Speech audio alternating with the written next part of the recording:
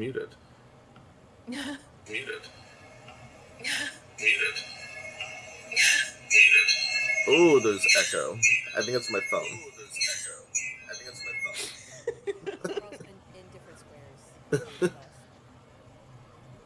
That's true. I'm getting someone to check here for us.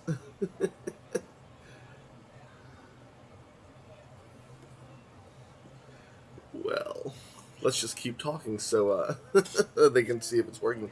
I believe it is. We had some difficulties with this with our last stream, but I think I got it figured out at that point.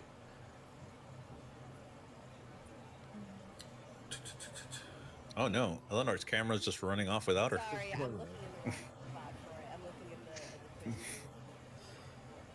the thing. Okay, so the Polaroid thing kind of works, right? That's kind of what I was going for. Yeah. I don't want to look. I'm too nervous. I'm too scared to look. Someone just tell me if it's okay. Oh, you look fantastic. I don't even know what I'm looking at, but you look fantastic. I can tell. Okay, so Arthur, apparently your levels are low, so people can hear us, so we are good.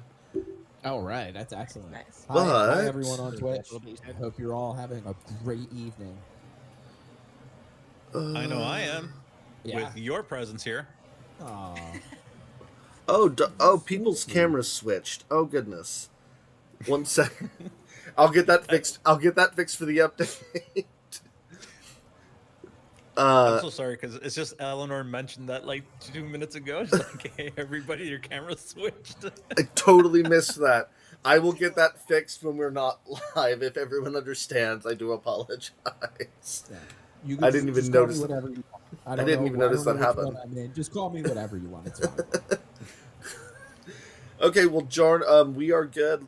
Audios are relatively good. Arthur's.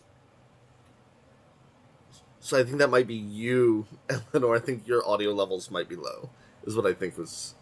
Oh, Say, was mine good? I'm usually low on mix, naturally. Okay, bear with me 1 second. There you are.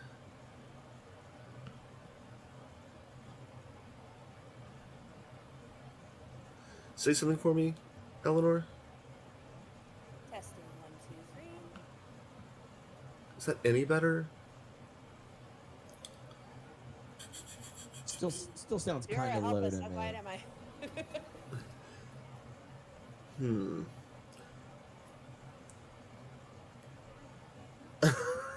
Yes, that is the red. That is the one with the red hair. Eleanor, is there a way to turn the volume up on your end? I'm at the top end. At the top end? In my mixer, unfortunately, yeah. I do have I can turn the gain up a little higher, but that's about it. Maybe just a touch. Just a touch, though. Let me try that. Yeah, because I don't want to get, like, fully blown out. Yeah, no, That's totally. pretty I think that sounds a lot better. Yeah. Okay. Welcome, viewers, to the Story Told RPG. This is our Twitch channel with some new and exciting people that introduce themselves here in just a second. This is our new AP, as advertised. We're kind of trying a little bit different of a structure. This is the last Caravan, If Tomorrow Never Comes. We'll be playing this for quarters 1 and 2 on Tuesdays. Please come and join us, and if you're here already, welcome.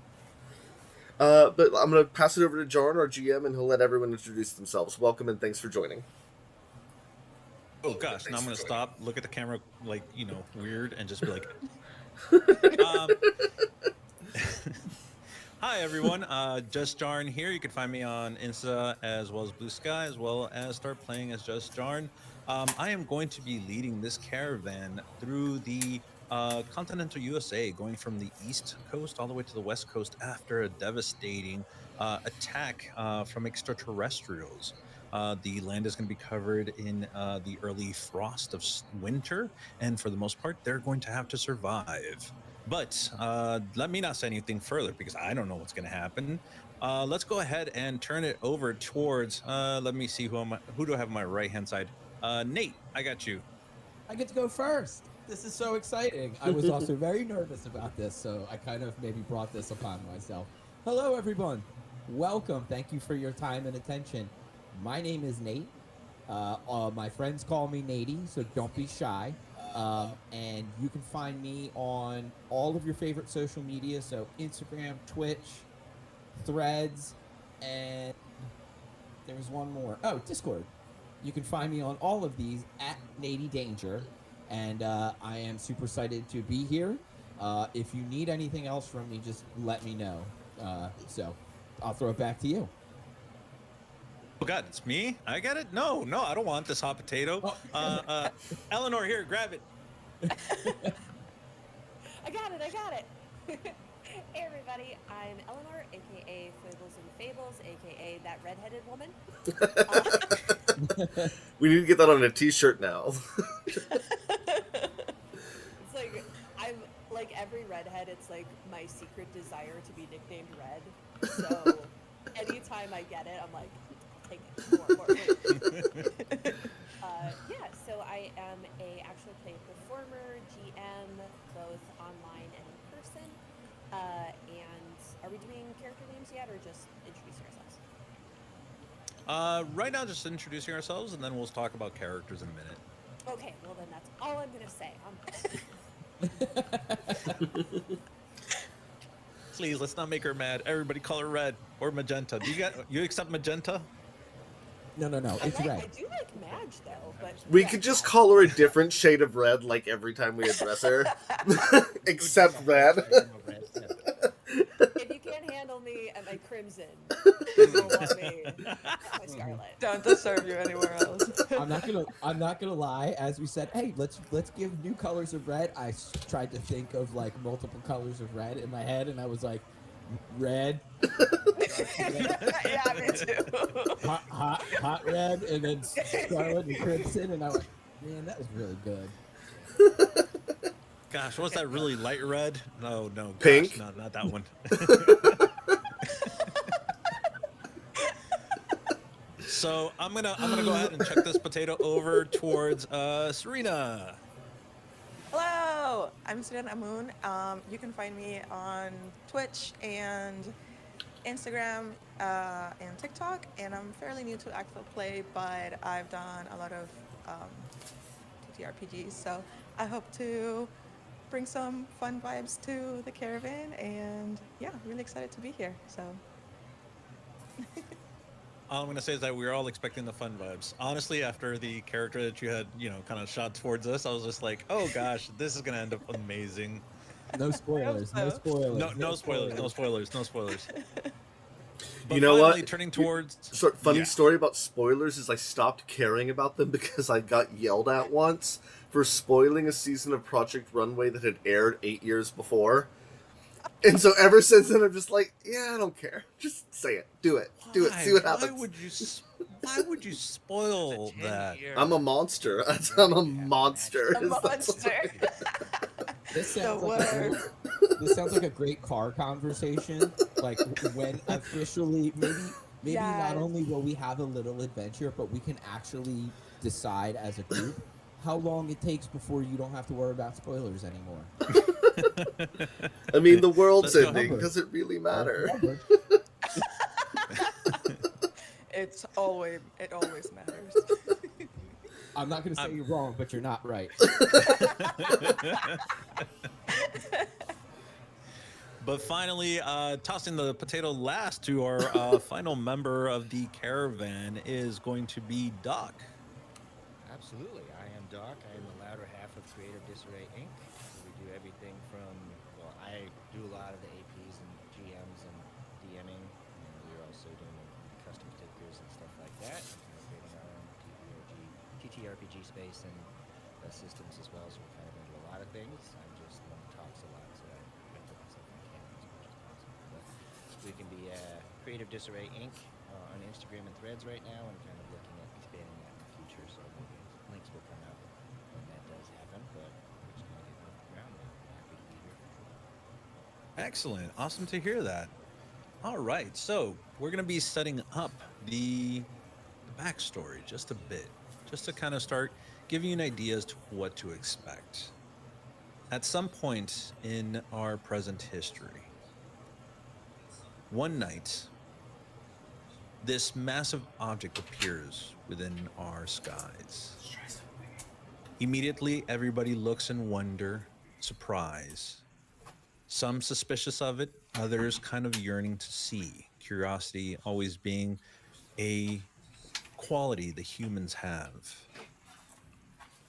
But when the massive object began to open up and smaller objects began to rain down upon the world, destruction and devastation followed thereafter. It took humanity some time to understand what was happening.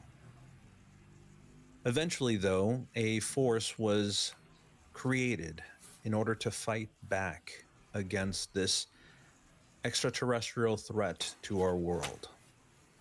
Most of the major cities all across the world have been taken out. Most dense population, or sorry, populations of dense population areas were destroyed. And for the most part, there is a lot of sadness and sorrow that follows thereafter. The retaliation made by humanity only lasted about 2 months, of which the great battle ended. But in the aftermath, who are the winners? Who are the victors in all of this? Winter begins to fall upon the world, and this is going to be one of those long winters. As this season begins to grip the world and bitterness following thereafter, you begin to realize that you're one of those that are left. Well, your characters are one of those that are left behind, that somehow survived. And yet, as you look around, you know that at this point, what is there for surviving? What's your purpose? What is your goal? The world is literally at its end. And so, this is the world in which your characters find themselves in. Here, you're going to be collecting with those that surround you, those individuals, allies that you trust, family members that you recognize, in order to make one of the greatest trips and journeys ever recorded. A journey that will take you upon the last caravan to the west. And so, that is going to be the backdrop of our story. There's going to be elements of, again, this is going to be a long drive. This is going to be a long journey, one in which the player characters are going to be finding themselves in very tight situations, in encounters that they, will feel empathetic for the people that are going to be causing them a obstacle, or perhaps even worse, they might meet these extraterrestrials head on, and you all have to decide and you'll have to see how you're going to survive that. And so, if you can, take a look to your left, then take a look to your right, and realize that those people are going to be the people that are going to be joining you on this journey, on this very long caravan. Oh, okay. Here's the story of a lovely lady. Sorry. All right, I already know who we're going to eject from the caravan first. Damn. It was so close. We were so close. I've been watching Traders, and I feel that this is definitely a game traders might play out really well in. Like we all just vote, we just kick someone out of the caravan. Why is it always Lisa Renna though? If you know, it's Lisa. If you know, you know. If you know, you know. All right, so all the players have decided to a certain degree and certain point what characters are going to be portraying. But in this game, you get to select an imprint. The imprint basically is the overview of the character, what they're strong at, what their expectation is as a character, what you think they can and cannot do within this world. It's not to say that you cannot actually learn abilities from other characters or other imprints, but for the most part, your starting imprint kind of gives you the most information, the most flavor for your character. And so I think everybody has already chosen an imprint. I think everybody has already chosen a character name, some details for their backgrounds. I don't know who still needs to complete their character sheet, but we're here to do that. So, who would like to go first to introduce their character? Give us a little bit of insight. I can volunteer someone because we all had this conversation, right? We were in Discord, kind of just rapping, telling stories, coming up with ideas, and one of us had an idea, but only put one word: bug. I think we should start with bug. Who is this interesting character by the name of Bug?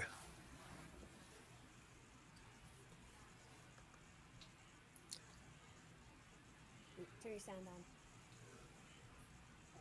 Oh my gosh. It's okay. Okay. It's our first day. Okay.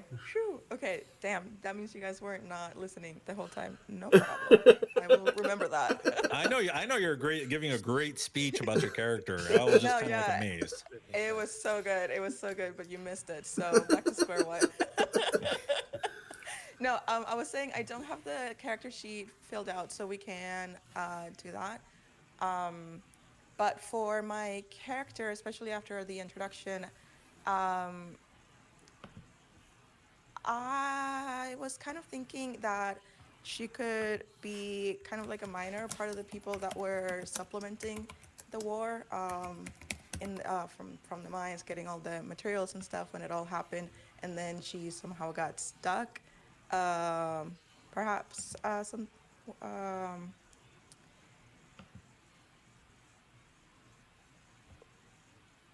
Yes, so I was thinking that, and then sorry, I was thinking for people that we meet along the way, because I remember that Eleanor, your character, you said you were part of the people that were. Well, I don't know if I can go into that right now, but you mentioned that you wanted to be part of the people that were like helping in the volunteers and stuff. So maybe I could like have got into one of the camps after I came out of the cave. Um, and potentially have met you there, but we can talk about it more. So I thought that would have been a cool intro for that. But yes, but otherwise for the character sheet itself, yes, I wouldn't mind going through it with you. No worries. Actually, I was thinking that's actually awesome that you would have like a cave in, and probably within a small community, this becomes the biggest news in that community for, well, for years. Mhm. Again, with the fact that there's extraterrestrials now just hanging around. But aside from that, it's just like, hey, we need to put the effort to help and try to get those miners that might be trapped underground. Oh, So that definitely can be a very good starting point where people would kind of get to know each other. So as you're looking at your character sheet, you're going to be choosing your oh gosh, I just said the name and now I forgot it. Talking about Okay. getting old. Imprint, yes. uh, so on your imprint, you're going to see what are known as gambits. Gambits mm-hmm. are how you are going to be interacting with the world. Basically, in short, it's the means to see when you're going to be attempting a success of any sort that's going to be using the gambits. And so, technically speaking, your imprint should already start with four gambits, already kind of with one dot in there, and you get an additional 4 points to put wherever you would like. Okay. I just don't believe you can assign more than 3 at the start. So one gambit can have 3 points, and then you can go from there. And this is for Oh, everybody, I by the see. way. If you look at your character sheets, Was it that I you can see. max out 1 to 3 and the rest have to be 2 or less, or is it correct. just 3? Okay. I think you can only max 1 up to 3. Yeah, you can only max 1 up to 3, and then the rest can be 2, 1s, so on and so forth. So we can go down the line to kind of understand which what each of the gambits are. They're pretty. I mean, they're pretty self-explanatory. But if we Mm-hmm. need to, I can go ahead and describe each and every one of them. It's up to you guys. Yeah, go over them, John. Couldn't hurt. Yeah, I was gonna say, and we may have people who have never played this before, and it's nice to hear everything about it. So So, be the boss is going to be a more social skill or gambit, I should say, which allows you to take command of a situation. You're going to go ahead, kind of lead, directing people, putting your thoughts out there, like your plans, and allowing other people to kind of follow through with it. That is going to be the boss. Do sides. Exactly that. Do science. You find something, you're going to want to learn about it. You're going to want to think, oh gosh, oh gosh, I already see where this is going with bug. Never mind. Don't do science. Don't do science. Yeah, no, but do science is going to be your crafting, how you're going to, not crafting, I should say, but more like learning. You're going to be gaining insight, and it's going to be one of the ones that you're going to be using if you find or encounter like alien technology. Do science would probably be it. Drive a car. Exactly that. You need to, peel out at the moment. You're driving down the side of a mountainous road, and we need to check that that car does not, kind of careen off of the edge. Drive a car is going to be the one you're going to be using.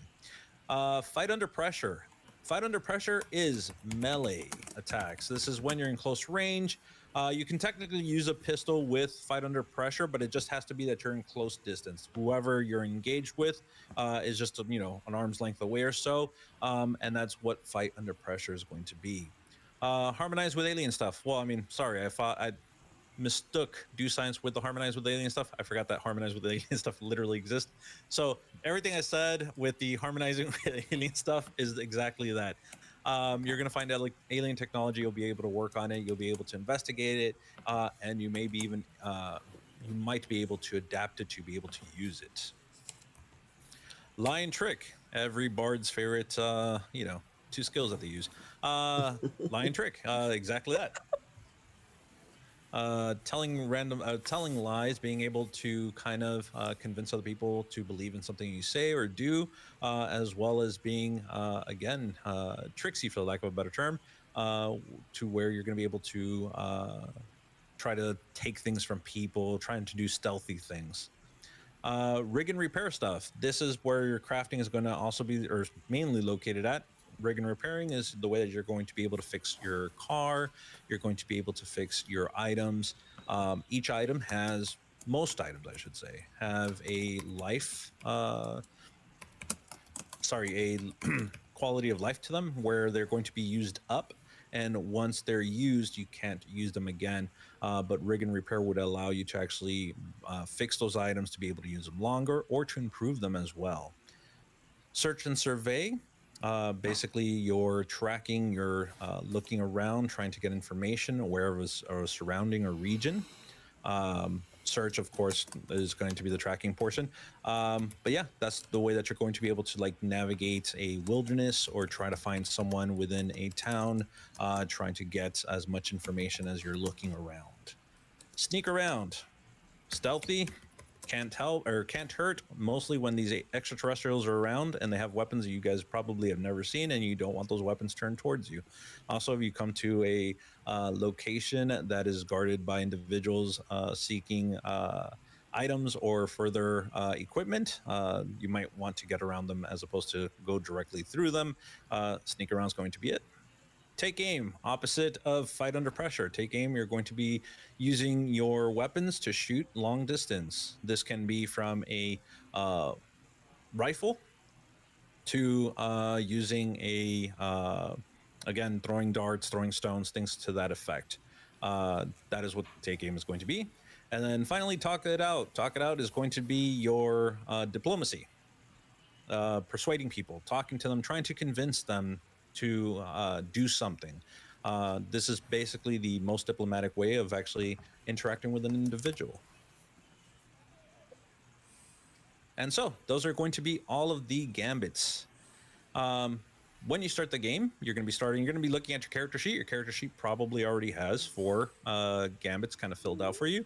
You get to decide as a group or as your character, for your character, which ones you want to pick up. And I only say group so that you guys, if you need help or support in case you want to kind of spread out and have kind of some of these things, some of these gambits covered, definitely would suggest it. Fantastic. Okay. Uh, Oh, and by the way, I forgot to mention each pip that you put onto the gambits, that's going to tell you how many dice you're going to be rolling. So for every Okay. pip, that's an additional die. In this game, sixes are automatic successes, so you're going to succeed. Whatever your task is you're doing. Fours and fives are going to be mild successes. They might have a disadvantage to them, or they have a not great consequence happening to them. One, twos, or threes are basically things go sour. So when you roll, let's say we're looking at who am I looking at? I'm looking at the Bruiser right now. So I'm looking at Bruiser. Bruiser has two pips under fight under pressure. Let's say the Bruiser goes ahead and needs to roll. They'll be rolling two dice. As long as one of those dice are a six, you succeed in your task. It's an automatic success.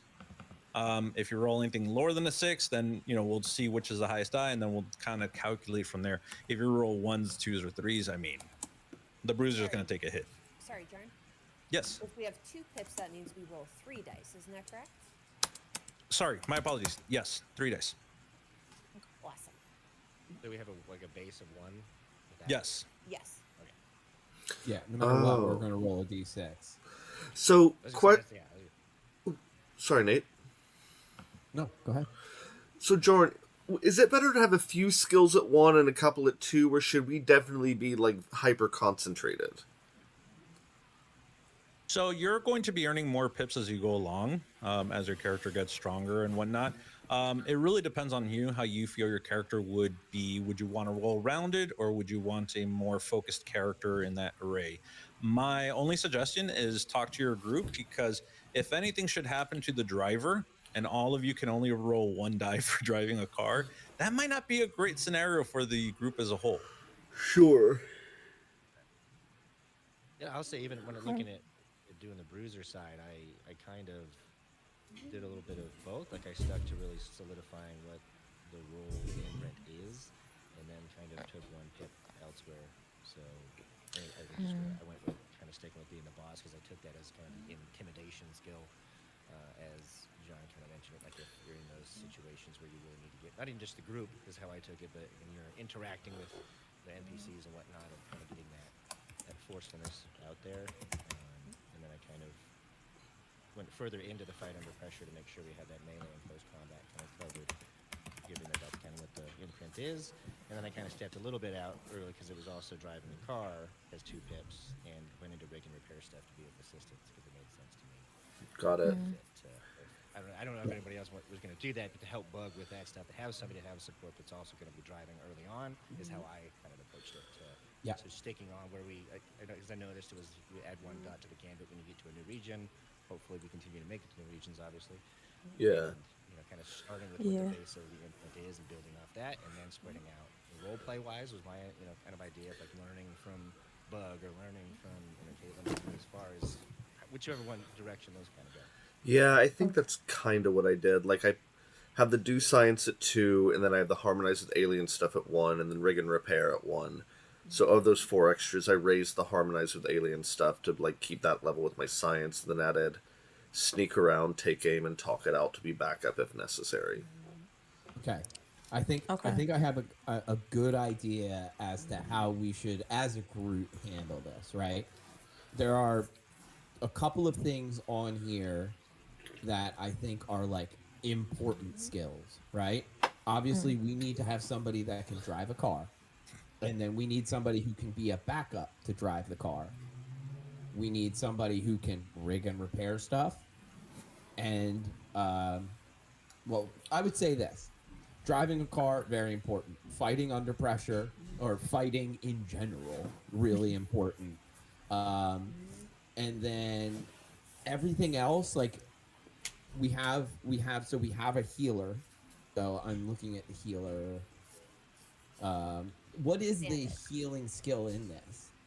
There isn't one, actually. Okay. Yeah, I think it's a separate, it's a sub-mechanical system, if I'm remembering correctly.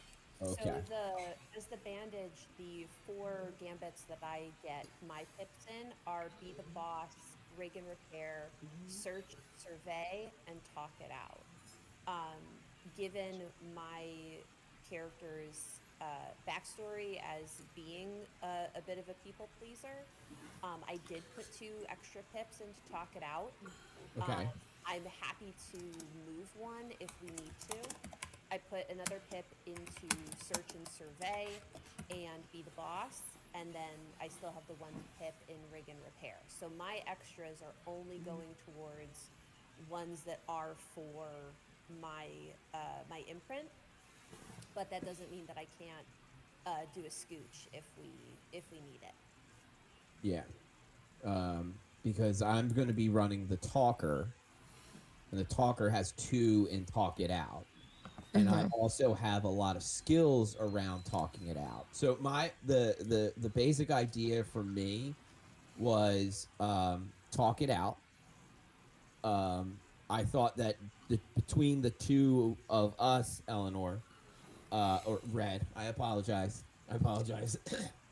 So between you You're and me, Red, we're gonna be doing a I lot love of it. the between you and me, we're gonna be doing a lot of the talking, the searching, and then I thought that would be good for you to be the not so much of a liar way to get things done, and I could be a little bit more of the liar that gets things done. So then that way we kind of have between the 2 of us, we have the soft skills kind of handled. And then between the bruiser and the wrench, we now have the hard skills filled out. Yeah, So absolutely. I I would like that a probably, lot. yeah, I'd probably pull a pip out of talk it out because I'm going to use you as the soother, right? I'm going to come in and Yes. I Mm. literally have cheap trick and a cheesy one liner as one of my skills. Um, but I think that it would be good, still good to have at least one. You get one and talk it out. Yeah, you get one and talk it out. I would probably have you add more to search and survey. Ooh, I like that. Yeah, I mean, you are a resourceful person who has been taking care of people, Yeah. and Well, that I, also kind of fit, like you said, into the idea of like looking for medical stuff, like to search for those specific yeah, items and those yep, types of things. And also like I also, personal things that I know yeah, that you guys want. That can also help because as the bandage, one of my primary functions in the game is to facilitate interpersonal relationship and conversation. So if I can find ways to organically have conversations and connect people together, that's going to help my individual engine and what my role is supposed to be in the overall narrative. So yeah, awesome, absolutely. So I'll put yeah, it into a search and survey.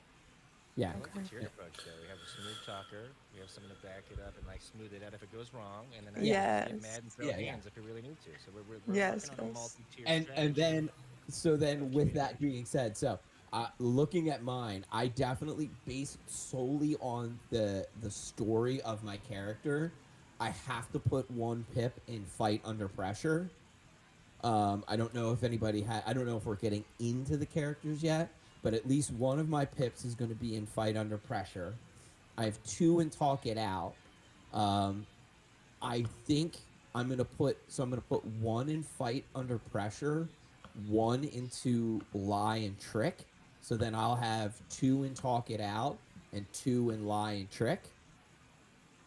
And then that gives me 1 for fight under pressure, and then 1 that I can kind of move around as we see fit. Like I think that those are the ones that I'm actually locked in, and then I can throw 1 into where we find a weakness amongst us.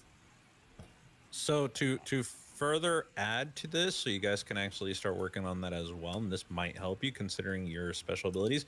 If you look at your character sheet at the start, you actually get 1 special ability for your class. You can actually select a special ability from another class if you choose so, or sorry, imprint if you choose to do so. But you'll see that the special abilities for your imprint normally kind of associates itself to what you already have. So that might help you out to decide even further how you want to take your character. I only Just get because, I only get 1 of those. yeah, I'm so sorry. I was gonna give you No. more. Special Yeah, ability region, right? I was gonna give you more, but Oh man. Logan was just like, "Yo, we have to stick with the rules. Rules as written." Okay. Wow. That. Don't put that on me. Well. Excuse you, good sir. Okay. All right. So how about? Okay. Jeez Louise. All I right. see. Well, I'm just saying, if you look at your special abilities, see which one you might want to pick up because it might influence what you're going to do overall as well, Okay. depending on which ones you get. Okay. That's crazy. All right. This is so for such like a small little sheet. There's so many choices to make. Yes. Crazy. Okay. All right. Let's go ahead. Let's go. We're gonna start. I think the best thing that we should do is start at the top with the bandage. We'll go alphabetically, and we start locking some stuff in here. Okay, let's do it. Sounds good. Sounds good. Yeah. So, and we can introduce characters as we go now that to add some context. Sure. So, my character, Caitlin Bragg, is 30. As Serena mentioned, I was living in a mountainous region with my mother, her primary caretaker. She was shut in, agoraphobic, health issues, all of that. When the war happened, I did whatever I could to help. We had a minivan, so I was running people back and forth, taking people from their homes, running supplies, whatever I could do in exchange for food and medicine for myself and my mom. But she ended up passing, and I continued to just do what I was doing on autopilot. And as the cold came in, my other neighbors in this mountainous region were planning to band together to create a homestead for the winter, bringing their chickens together, whatever they'd grown in their gardens, all of that. And I could not do it. There was just something that felt like suffocating. Like if I stay here, I'm going to just spontaneously combust. So traded my minivan for a ride to the next populated region where I could try to figure out what to do next. And I think Bug and I probably made that journey together. I think we bonded over my pink headphones and your pink hair, and was very, very happy to see you safe after the cave in was dug out, and probably decided, okay, let's not be apart at this point. Let's keep going Keep together. Absolutely. I like that. So I'm not for- saying I love it, but I love it. Matt, you love it too. I love it too. That's crazy. I think we all do. Yeah, Yeah. it's unanimous love. Nice. So the special abilities that the bandage has, the bandage's role, I think I mentioned a little bit. They are described as an insightful friend and caretaker. So everything that is available for me to take has to do with that, with keeping the party together, keeping people safe, keeping people out of harm's way, and also mitigating harm should it befall. So right now, I think where Caitlin's at, I hope that she will grow stronger and more assertive as we go. She's a 30-year-old woman after all, not a child anymore, doesn't have to worry about her mother constantly over her shoulder, but that takes time. So the special ability that I feel resonates the most with me at this point is the calming presence. Twice per encounter, you may spend one heroism to cancel psychological harm or consequence on a teammate. Harm is, in this game, any flavor of damage. It can be psychological, it can be physical. So mitigating harm is going to be really important, even though Caitlin does have some background in nursing, took care of her mom, did a few semesters at nursing school at Marshall University. I think right now her focus and as particularly, I don't know what's going to happen, but I feel like most of the harm that we're going to get early on, and Jarn, of course, you can fully zag if this is not the case to thwart me at the pass, but I feel like the initial harm that we get might be more psychological than physical. So I thought this would be the best one, both tactically and for the character to start out with. I agree 100%. I Although also I can't, agree. I cannot state whether the first harms you're going to be getting are psychological or physical. I cannot say. I appreciate the hustle though. That was good. Yeah, that was good. Why not both? Why not both? Why not? That, Yeah. yeah, right. Yeah. Oh, man, ¿Por qué Why no los not? dos? Yeah, right. A buffet of harm. Okay, we need that on a T-shirt So- too. Okay, so, since we're going to be working on Caitlin's character and we're going through it. No, I was going to just say, state. By the way, we'll talk about heroism, but everybody does start off with 1 point of heroism, so please take a note of that. And 2, you also, after choosing your special abilities, if you look on page 23 of the book, you get to choose your inadequacy. So this is the aspect about your character that can kind of come up in intense moments. It is one of the weaknesses that you have as an individual. They actually list 5 of them, which is regret, recklessness, fear, detachment, blame. Um, are any of these you can choose or select? You can come up with something. I wouldn't mind. Just to let you know that whenever your inadequacy does come into play, you will be getting a heroism point.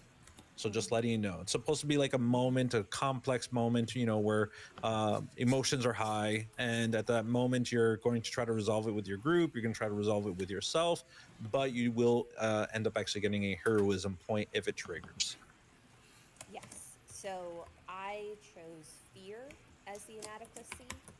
To put it into a sentence, I am afraid of hurting others and ending up alone. Ooh, belonging. I have a character just like that in another game.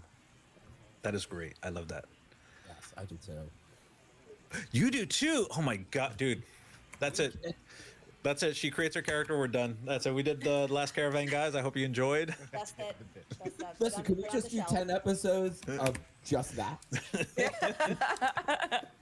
Just take a deep dive real quick. Just take a Yeah, deep I- dive. Yeah. into- All right. The only other thing with my character, because I had 2 in Be the Boss, I get 1 from my imprint.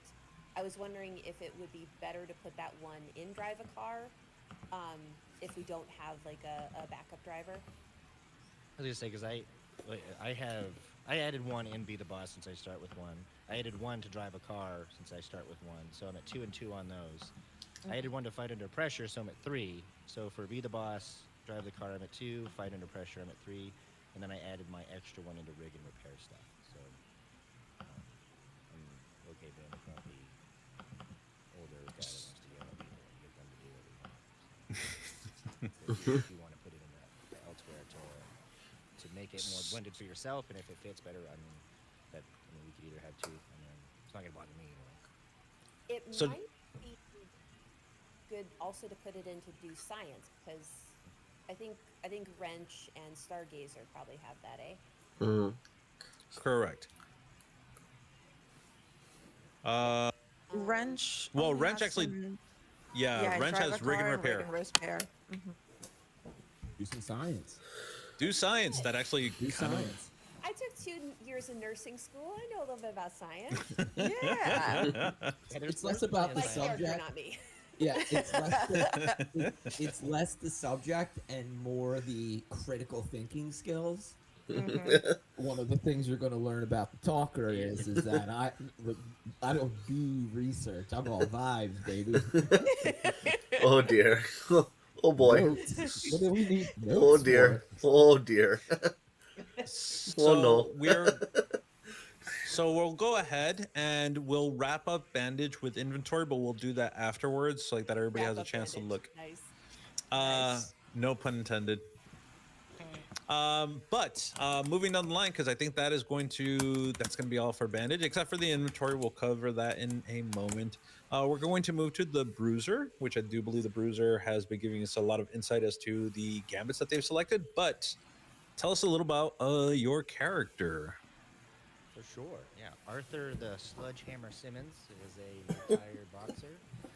He did go for the heavyweight title at least once, was not successful, but that did lead to his retirement back to the seaside of Maine and working the docks, and actually led him to assisting a friend who was opening a gym and being head of the boxing coach and trainer there, where he ended up kind of helping youths and whatnot get into the side of boxing, and actually ended up having two that were trying to turn pro and had fights down south along the coast, and that's why he actually traveled from the north to the south to get to that.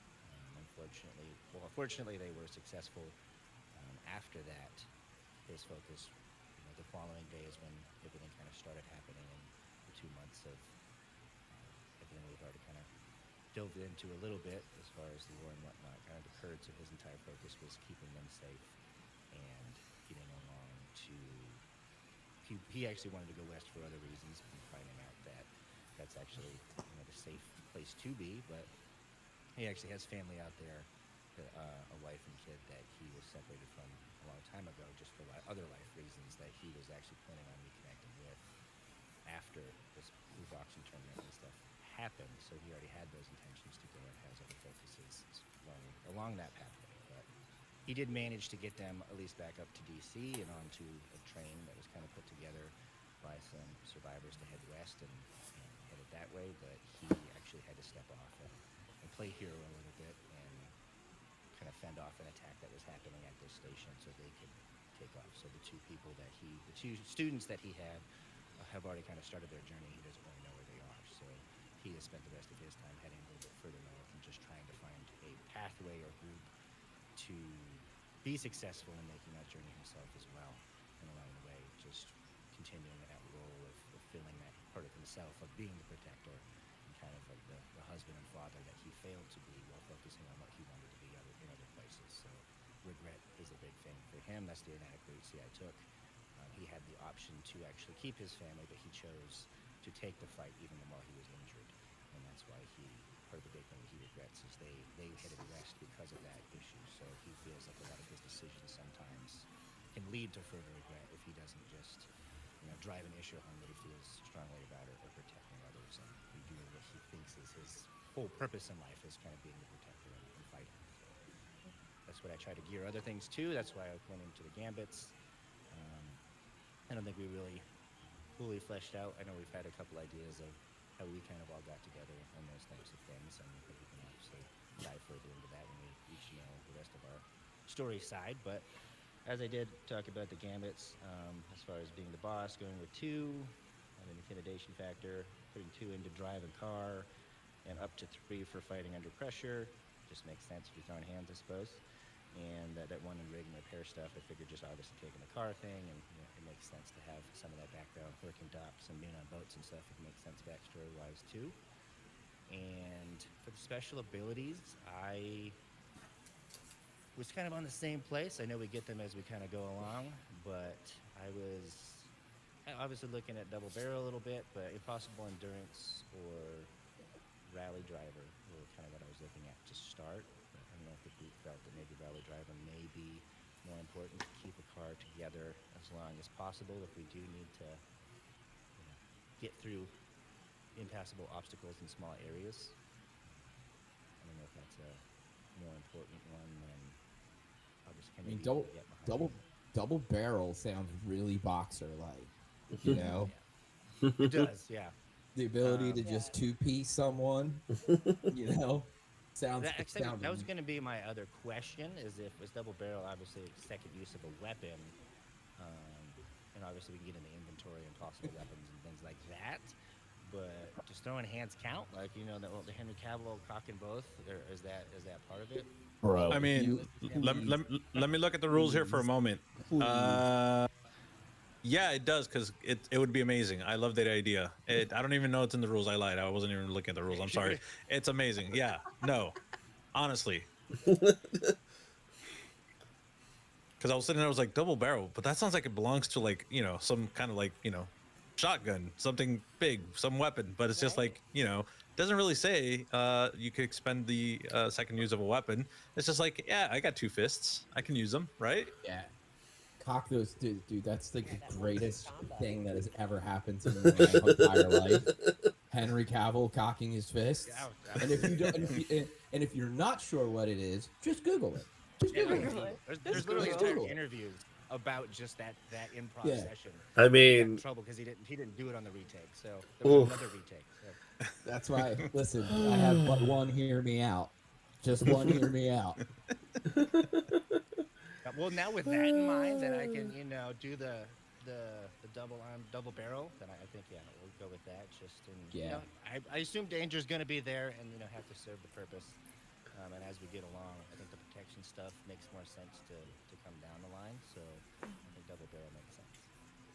Awesome. As I said, I don't even know that's plausible, but it sounds amazing, and I'm going to allow it. That's good. Just now, every time you jump into a fight, though, you got to be like, Yeah. Yes. Yeah, absolutely. The sledgehammer special. Yeah. Yeah. all right. And so we're going to move along. We are going to be looking next at the Stargazer. Hello, everyone. That's me. Okay, so I'm going to be playing Ezra Wren. He is 45, an elementary science and music teacher, and an amateur birder, which is kind of like how this all happened to him. He is relatively handsome, lanky with glasses, and his inadequacy is detachment, because it is tied into the sentence, "What's the point?" So I think he's kind of reluctantly being drug along, and that'd be a cool tie to someone else's character. But the whole idea is he was during the summer since we're heading into winter now, like summer, fall, he and his partner were on a birding trip, and when it all went down, his husband was in town getting groceries, and he never came back, and he kind of just disconnected and detached, and like lived in that cabin they were renting because who's going to tell him to leave? And then he realized he was out of food and out of rations and that he had to leave. So he just left with his backpack and has like run into someone. But all that time alone has kind of like made his head go a little buggy, pun intended, I suppose. And the special ability I'm going with is an ear for the beyond. And I can like tune in harmonically to like the alien like language and get information from them that way. So I put 2 dots into harmonize with alien stuff to give me a 3 in that. I started with do the science at 2 and rig and repair at 1. Now to kind of, with the birding, the elementary school, the science, all that kind of stuff, I put a dot into sneak around and a dot into search and survey. Okay. I feel like that kind of makes sense. Yeah, I think it does. It really does. I almost think you being the search and survey, like the backup search and survey to Eleanor, almost makes more sense than it does for me. So I can actually move that point somewhere else. Sounds good. But yeah, that's Ezra in a nutshell. He doesn't know if his husband is alive or dead. He just knows he never came back, never found the truck when he made it into town, so he has no idea what happened. Oh my gosh. And your husband set up this entire event to make it seem like extraterrestrials attacked this world to keep you out there in the cabin. And then you come out and he's just like sitting at a cafe and just like, oh my God, it's you. Oh my God. There is a lovely quote from the musical Chicago. He ran into my knife. He ran into my knife 10 times. Men will fake an alien invasion instead of going to therapy. I mean, they really will, though, won't they? Yeah, I can't lie about that. That is very true. That's so true. Ooh. All right, awesome. Looks like Doc and I got switcherooed again. Did I switch you back? So yeah, I don't know. I mean, I saw it change on Discord. So when the shuffle happens on Discord, it then Why is the shuffle Yes. happening on Discord? I don't know. Nobody dropped or anything. It was just I was just watching it, and then it flipped. I'm like, are we flipped on Twitch? And sure enough, we're flipped on Twitch. Everybody else is in the same position. It's What? just Doc and I keep flipping. That is so weird. Well, I'll figure out why it's happening. I thought it kind of got fixed, but it didn't. I apologize. I'll figure out before our next stream, everyone. Oh no, I think I know why. That's on me. I apologize. I saw that my like server profile was still up, so I hit enter to get it off my screen, and it changed the name so that alphabetically Arthur became the head of Caravan. That's my bad. Oh. I was just Okay. trying to do. I was being selfish and getting something off my screen, and I totally messed it up for everybody. My I bad. will I get that. apologize. I will get that fixed next time, everyone. No We'll make worries. sure it's No right next worries. time. Don't worry about it. Let's keep going. This is great. Okay. All right, so that was going to be for Ezra. We're going to now be turning towards the talker. That would be me. So, I will be playing Clint McCarthy. Clint McCarthy is 32 years old, born in Philadelphia, but moved out west to be closer to. He got into a relationship with a girl, moved out west, was living the Seattle, the Portland lifestyle for a little while, had a kid, but his love has always been telling a story. And so, when the opportunity at a young age for him to join the Associated Press and become a war correspondent and a war photojournalist, he jumped at the opportunity. This plays in well with the fault that I have, which is I am going to be taking the reckless one. Let me see if I make sure if I got that right. I know I think I said it. Yeah, recklessness. I Clint has always been the kind of person that will throw himself into the middle of a combat situation, not have a gun, and have a camera instead. And even when a Marine is looking at you like you've lost your mind, you know how reckless he can be, for good and for bad. So when the alien invasion kicked off, Clint absolutely had to be a part of it. He has a had an at this point ex-wife. Things do not work out when you are chasing the story and not being a part of your relationship, but still maintains a cordial relationship with her and his daughter. Um, so when the opportunity for him to embed with the U.S. Marines came through, and get this story, he didn't hesitate. This is probably the biggest story that will ever happen ever. And despite their trepidation and their fears, he went off and caught the story, embedded with the Marines. Unfortunately, as we know, things did not go so very well for the armed forces of the United States and, for the most part, the world. And it put him in a very precarious situation because most of the time he gets the story and comes home. But the story now becomes less about the aliens and more about the young Marines that he was with that died. And it is now drives him to collect this story. And I think this will tie in really well with Arthur. You know, we were talking about relationships, and when you were telling your story, it came in. Ever since he, essentially the people that he was reporting on all died, he has been trying to get back west. You know, maybe I made a mistake, right? Maybe this was a bad idea. And he's been trying to get west. And you talked about how there was the train going west, and at the very last minute, you stepped off because because of an attack. And I thought, what better way to do, because that is exactly what Clint would do. You know, he would jump in, do something extremely reckless, like put his plans on hold, and why not join up with a large bruiser like you? I am sure, no matter what, with my smooth talking and your strong fists, we'll find a way. We'll find a way. And I thought it'd be really cool if the two of us have been kind of going up and down the East Coast, trying to find another way west. You for your students, me to maybe find out what happened to my family, or maybe just get the story. It's kind of, we haven't figured it all out yet, but he just knows that the one thing he doesn't know everything or why or what. He just knows there's a story out there that he needs to get, and he's just hoping that it has a happy ending. Yeah, So Excellent. absolutely work. Yeah, for Nice. sure. with, Yeah. with that in mind, I gotta get back, switch back over. Okay, so for the talker, I've got two and talk it out, so I'm gonna leave that alone. What I think I'm going to do is I'm gonna put one into lie and trick, so that brings me up to two lie and trick.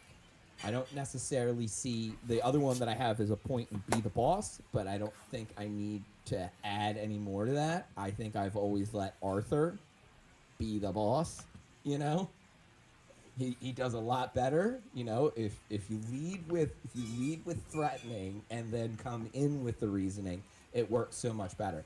So with that in mind, what I think I'm gonna do is I'm gonna have two in talk it out, two in lie and trick, one in fight under pressure, because if it ever came down to it, I'm not afraid to put the camera down, pick up a handgun, and get busy, and then one in sneak around, because I think that that would cover something that none of us have, is the ability to kind of sneak around, and all of that kind of makes sense for the character. Now, here's the real question. The question is the special ability. There are two that I think would work really well. Pretty good plan. When enacting a plan alongside allied NPCs, you may give all 1D to any roll they make, which is crazy. If we That's all huge. sit down and put down a plan and I'm there for it, and I don't even have to actually engage in the plan. I just have to sit there and just go, yep, yep, Yep. Yeah. yep, looks good. That sounds good. You can get another 1D, but there's the judge of character. You can always tell when someone's being honest, which is there's no role, there's no nothing in that. It's just you know. And I'm like That one that. jumped out to me too. I was It just say, yeah, really that goes did. there too. Yeah. Yeah, It and really especially like did. a liar knows a liar. Yeah, Mm-hmm. I think so too. Now I'm just gonna. I am leaning that way. I'm totally leaning that way. But I'm just gonna lean the other way for just a second. There are situations where, with some of your skills, especially those who are 3d6s, if we talk it out, you could be rolling 5d6. And the Yeah. odds of like succeeding that get pretty good. Now, do you think that math, I'm not a math person, mathematically I don't know what the percentage is that it improves, like if you're rolling 4d6, does 5d6 really put you over the top? Which is why I think judge of character is going to be so much more useful. But I'm gonna that also could be. throw out though that like if we know if someone's lying to us, we're gonna miss out on some awesome narrative potential too. Not necessarily. You can know that somebody's lying to you and not be able to do a dang thing about it, which Yeah, makes it hurt even yeah. more. Or we can know someone is lying and just go, yeah, they're lying, let's see where this takes us, knowing that they lie. Right. Yeah. And to me, and thinking because this is going to be a game where we do level up and we do improve, I almost feel like the knowing somebody's lying is a skill that Clint comes in with. Hmm. Yeah. Working with us more effectively is something Clint learns over time. Man. And personally, I think it And actually maybe puts Clint in more sticky situations with the Atlas down the line because the Atlas now knows that he can he can now. So it's and it also is like, do we always trust Clint or what's the That's true. True. you know I That's w- what true. my I would is Arthur really tired and upset over something? I would actually really love to hear from Serena because we haven't heard her talk in a while. right, yes, yes. Tell us more. From me? Yeah, Sorry. Yeah, come on. from moi. You're gonna have to get in here. Get in Okay, here, okay. lady. Okay, so for my character, I was thinking, well, okay, so my character Bug, she is in her 20s. Her inadequacy, I was thinking recklessness, but after reading a little bit more, I think maybe regret would be a better Ooh, about inadequacy because she's a loner. And one of the reasons why she got stuck in the cave is because she went on her own, wanted to be on her own, do her own thing. Um, and she didn't have anyone around her, and that's how she liked it. And then the world went to shit. The cave-in happened. She was all alone, and she had to get out of there with her wits. So it's less about being haunted by something and more about the something she should have done. Like she should have been more open with people. She should have been more um, aware that when people were reaching out to her, she should have reached back and not just be like, "I'm out. I'm gonna go on my own." So that's kind of her the journey that I want to go with her a bit. Uh, and yes, I think that's honestly, I think that's pretty much it when it comes to the beginning for her character, kind of coming out of the mines and meeting up with Caitlin and going from there. Oh, Awesome. so my gambit. So I was thinking I have two pre uh, ticks on drive a car, and then I was thinking adding two more to harmonize with alien stuff because she's handy. One more to rig and repair stuff, so that would put me up to three, and then maybe one, my last one, in sneaking around so that I could get two things that I need to repair. Um, yes. Any thoughts? Well, to make Love it. sense, like you just said, as far as sneaking around, like not wanting to be around people. Now, obviously, you have that regret that you talked about, but really finding ways to Mm, skirt around and be like, oh, get away from social interaction, get away from everything, get back into the mind, and also how you find your way out of the mind. So, I feel yeah. like that's It makes all makes Perfect. sense to me. I love it. I Yeah. love it. Yay. I Now, mean, I would only argue one thing, which is definitely the take aim, as we know what's going to happen eventually to that poor car. Ah. I'm Hmm. just teasing, just teasing. Okay. In And terms of the special ability, oh, go ahead. no, no, I was actually going to say. So, what do you think for special abilities? So I'm actually not too sure. I do have the mechanic, which is that I can use, or when I use the rig and repair on a vehicle, I gain plus 1D. So when I use the ability, I can add a modification or remove a con from the vehicle. So I was thinking that, especially if we're gonna go potentially down a bit of a crazy vehicle route, that would be very beneficial. But I honestly am not too sure to start which one to pick. Um, I like that but one. yes, yeah, yes. yeah. I mean, especially I we start off also, with what we start oh, off with G, right? yeah, Cons, I mean. Correct. yes, we start with three. So being Oh, able I. to get rid of those would be lovely. Yeah. Oh, okay. Then yeah, perfect. And I And think Jarn is nudging in a good direction, maybe taking one of the pips out of Harmonize and putting it into Take Aim because I don't think anybody has Take Aim at oh, this Yeah. is that point. Nobody true? has taking. That's No, I correct. mean Okay. Yeah. our mystery last person. Hopefully they will. Spoiler. There's a spot on the. I'm What? not. I'm not looking at the Twitch stream, so I Yeah, have no yeah. idea. Yeah, okay. So I will do that. So I will leave with one in Harmonize and then one with Take Aim and Sneak Around. All right, Awesome. excellent. All right, so before we actually get into it, because we still have some time here, I'm thinking we're going to take a 10-minute break, kind of get refreshed, and then if anything, we'll come back and we'll talk about both car, because we need to know about our car. Who has the car? I think it's Doc. Doc, you have the car. Yeah. Okay, so we're gonna be talking about the car because that's gonna be another personality on this trip, and then afterwards we'll talk about inventory, and if we have some time afterwards, we'll start kind of putting the stories together. Because as soon as Serena mentioned harmonized alien technology and being stuck in a cave, I was like, wait a second, what if an alien Wait. Oh, oh, I see where this is Oh. going. I Oh. see where this is what going. if? Find What out if? What if? when we Because come back. before we go though, what if I was with Caitlin and Bug because I can like hear alien thoughts? What if I was drawn to them and came up on their camp one night after I was hiking? and like met them Sure. met them like a week ago. Like obviously like don't hurt me, I'm unarmed. Like we can play out that scene if we need to, but like I found them because I was harmonizing with something that Bug had done in that cave or something.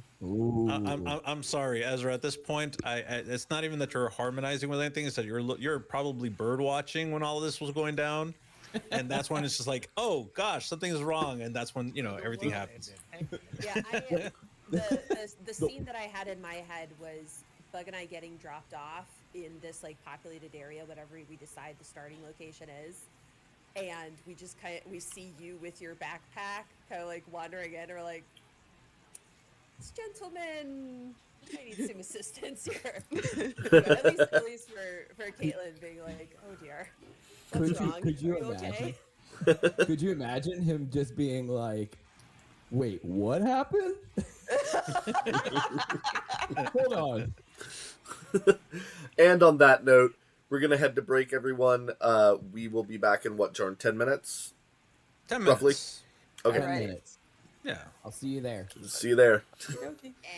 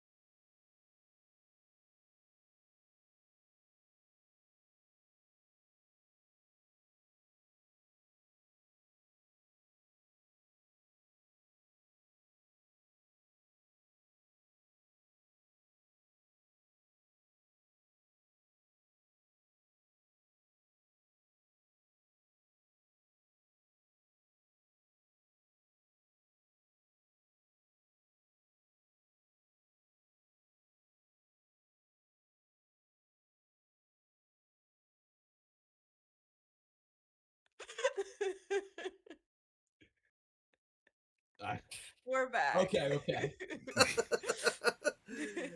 Hello and welcome. Hello Yeah. and welcome Oh to the gosh. chaos. Hello, Welcome everyone. back. We're all Yes. doing fine. Everything is great. I'm right on top of that, Rose. I'm right on top of that, Rose. Dude, I don't know now, not to age myself, but I get that reference. There are some people who may not get that reference. It's a meme now, so it's All right. recycling. I thought for a while I felt very special when I said that. I haven't seen the remake yet, though. I heard it was good, though.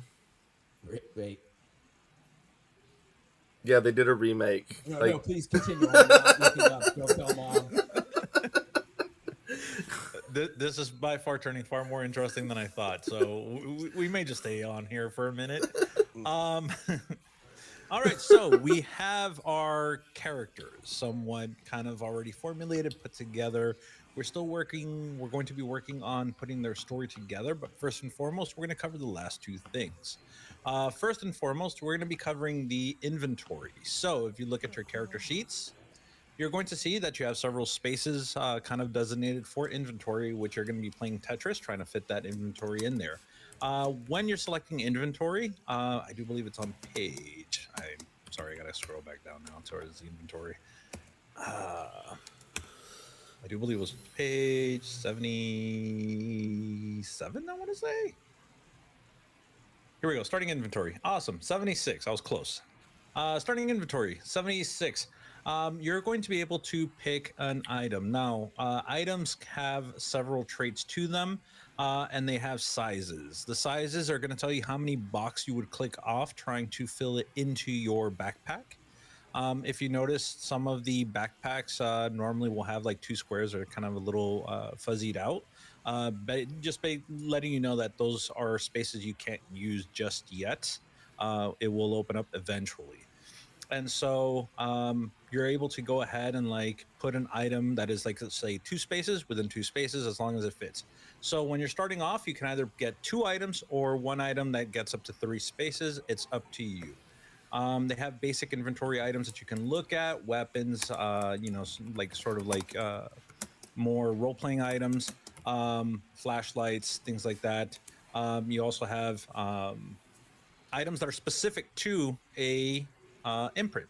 So bandages have specific items that are to them. Bruiser has specific items that are to them. Oh gosh, I just read Bruiser 40-pound dumbbell in both hands. Boom, boom. That's my weapon right there. Boom, boom. John, I have a question though. Can you explain this uses thing to me? Because like some things have uses, and I'm kind of like, why would it have a cooking pot has three uses, or a binocular? Well, and the binoculars don't. Like, what do uses mean? So it allows you to use the item for whatever it is task that you're set at hand. The problem though is that eventually using an item over and over, it will break down, it will wear out. That is where everybody's going to probably be turning to Bug and be like, "Hey, Bug, can you fix my frying pan, please?" Just for the simple fact that that is going to be um, used up. Now, the only difference though is that you're going to be seeing E for expended, which are items that once they're used, that's so you cannot repair them. They're gone. Okay. And I'm assuming that things like cooking pot and shovel, when we mean use them, we mean use them as a melee weapon, not just use them for their intended use. I do believe that as the rules is written, it's intended use as well. Oh. Yikes. Okay. Yeah. So when a traveler decides to use an item, players check off a use. They can use the item for the rest of that encounter or until circumstances change. A flashlight, for example, is listed 1-3. Its size is 1 and is expended after 3 uses. But through the encounter, right? You use the flashlight once, and the encounter could be like 2-3 hours, and you get it that whole time. Correct. Now I'm just gonna ask this question just so we're all clear. Okay, so I grab the flashlight. I turn the flashlight on, right? And it counts as a use, right? If I flip that flashlight around and break it over someone's skull, is that still considered the regular usage, or? I'm gonna say that's gonna be an additional usage of that I should flashlight. have probably not said anything till the actual game started. Now, I kind of regret that's on me, folks. I apologize. So yeah, so many items can be reworked, restocked, refilled. The only ones that cannot be refilled are the ones that are have an E on them, which means that they cannot be used after they're used. There's also another little marking which is R, which is for rare. This is just the only way that you're going to be able to refill them or reuse them is if you get whatever the rare component is to be able to do it. So like let's say you find alien technology, you'd have to find whatever the equivalent of alien ammo would be for that technology for you to be able to use it again. Uh, Okay.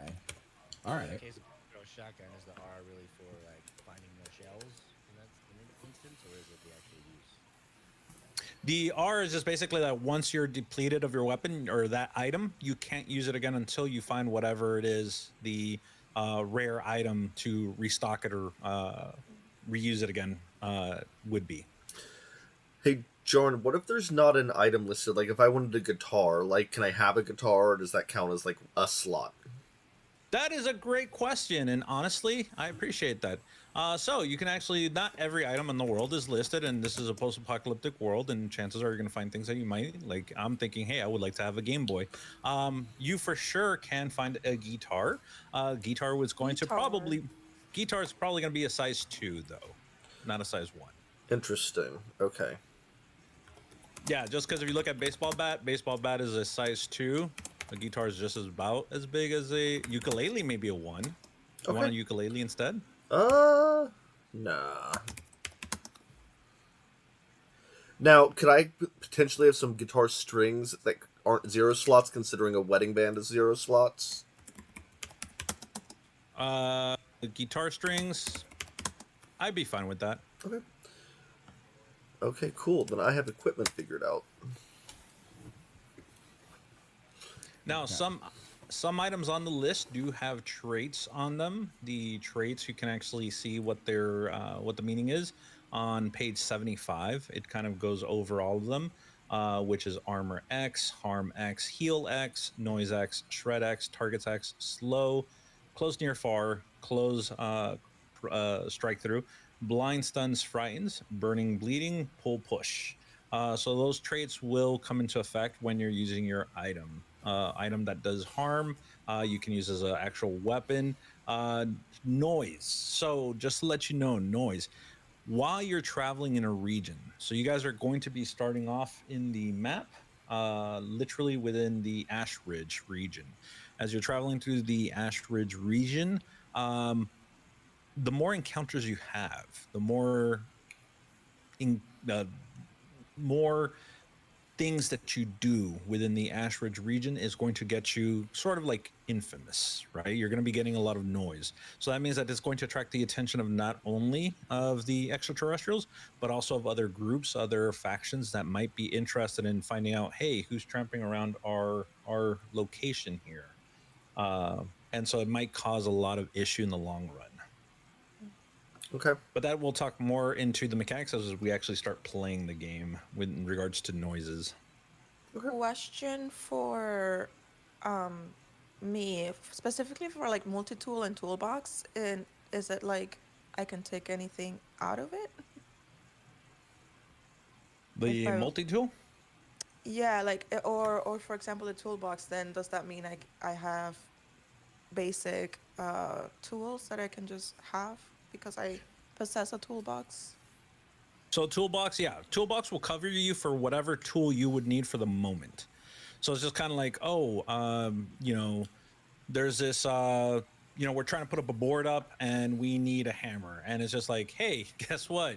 Bug has I've a got one. hammer. Here's a Okay. toolbox. Here's the hammer.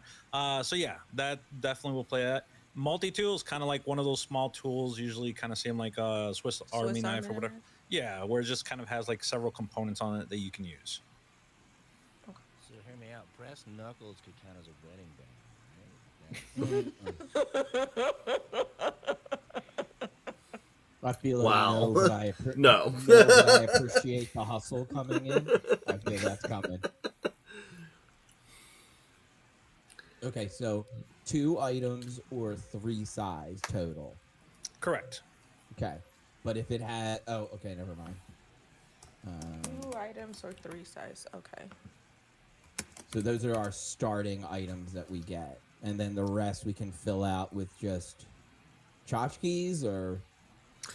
Technically, those are the items you're going to be starting off with, and once the adventure gets underway, then you'll be able to find other items as you go along. Gotcha, gotcha, Yeah. gotcha. Okay.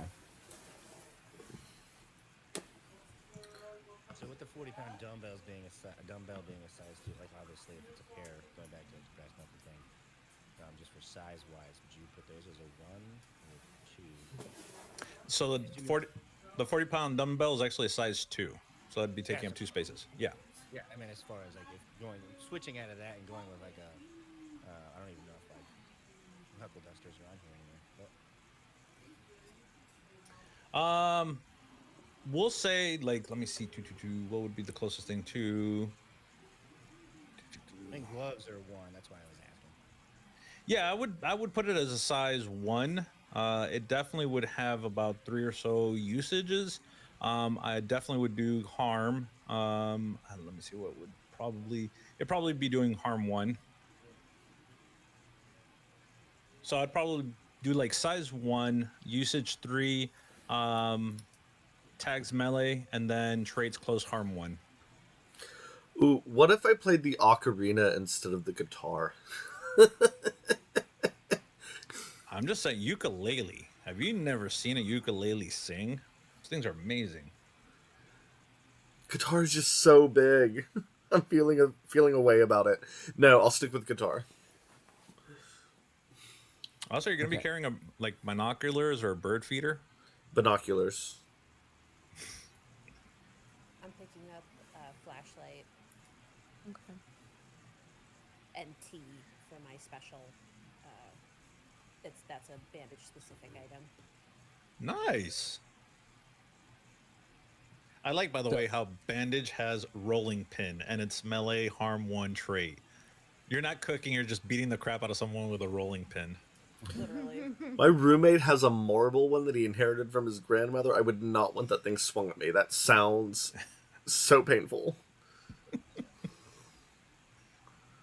okay, 2 questions. In the talker, I didn't see the this mentioned, but there's an item in mine with like a fancy wristwatch that the trait is valuable. What's that? So Okay.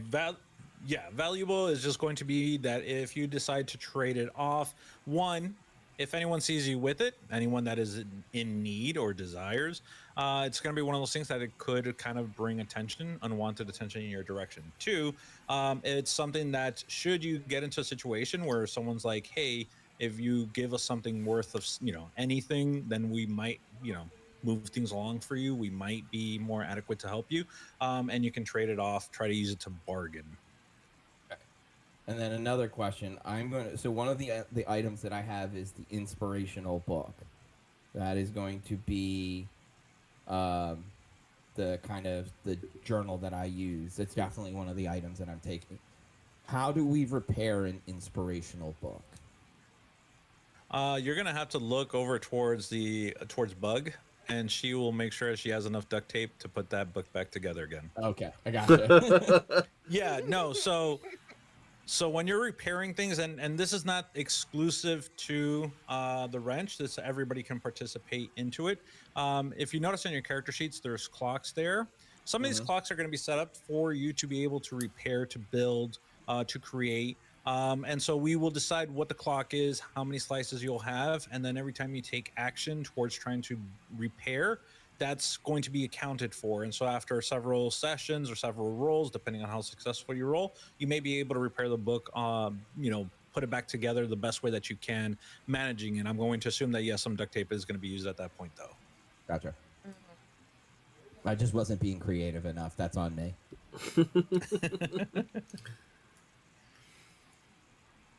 But yeah, once you look at the items and you've kind of find what it is that you want for the for your items, so starting items, we are going to go ahead and turn our attention. I do apologize. We're just going to kind of single pour Arthur out. Sledgehammer. Let's talk about your car. What kind of car you got? A 2010 Honda Civic. You had to go in the sedan route. That is oddly specific. Man, I was 2010, hoping for a key. 2010 Honda Civic. No, we're gonna find the Kia Soul along the way. What- That actually, I what- would not be. I would not be opposed to that. What color what is we're the all Honda looking for. Civic? It is mostly navy blue. I love You'll it see when some it's parts where it's kind of like wears out, like it's the paint's just coming off, a little Faded. rust. Yeah. faded. Yeah. All right, so I need you to do me a favor. Wait, then. wait. Actually, Can it have a bumper sticker that says "My rebel knocked up your honor, kid"? I'm sure you can have whatever you want. so you get to decide. I'm going to let you pick two other individuals in this party that you think was, you would like them to help you kind of determine what the fate of this poor vehicle is going to be all about. So who would you like to pick? Definitely think Bug should be a part of that. For sure. And then scavenger side. So I think Caitlin and Bug are probably good. All right, so all three of you, do me a favor and roll a 1d6. You can roll it on the Foundry. You can roll it in real life if you happen to have dice next to you. However you'd like. Got 5. Big ol' 3. All right, so it's 5, 3, and 1 second. A 4. okay, that 5 is not the best one, but we'll do our best with it. All right, so we're going to be looking. You're going to be getting.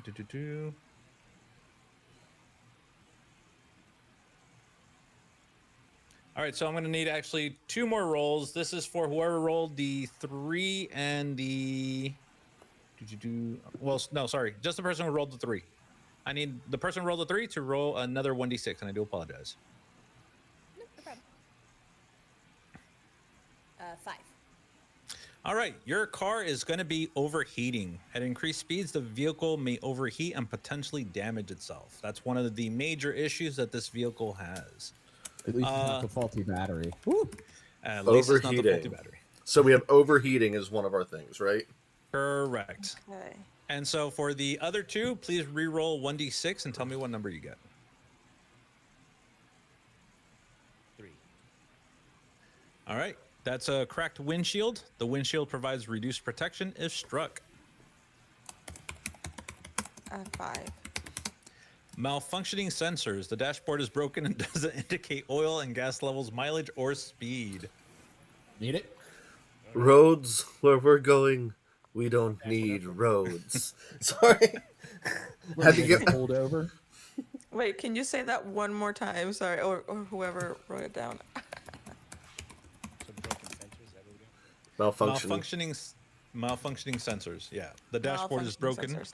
and doesn't indicate oil and gas levels, mileage, or speed. So you just turn on the car and hope for the best. All right. Nice. Do we need gas? I don't know. We'll figure it out once the car stops. He'll tell us. All right, and so I think right now, as it stands, we've kind of got everything covered in Oh, wait. terms of the mechanics of the game. Wait, do we have a What's pro? up? Do we have a pro on our car? No, you start with no pros, just cons. That is some bullshit. In this economy? Pick the Civic, man. That's true. Look, the Blue Demons had some issues. Okay. Wait, do we have to name our car?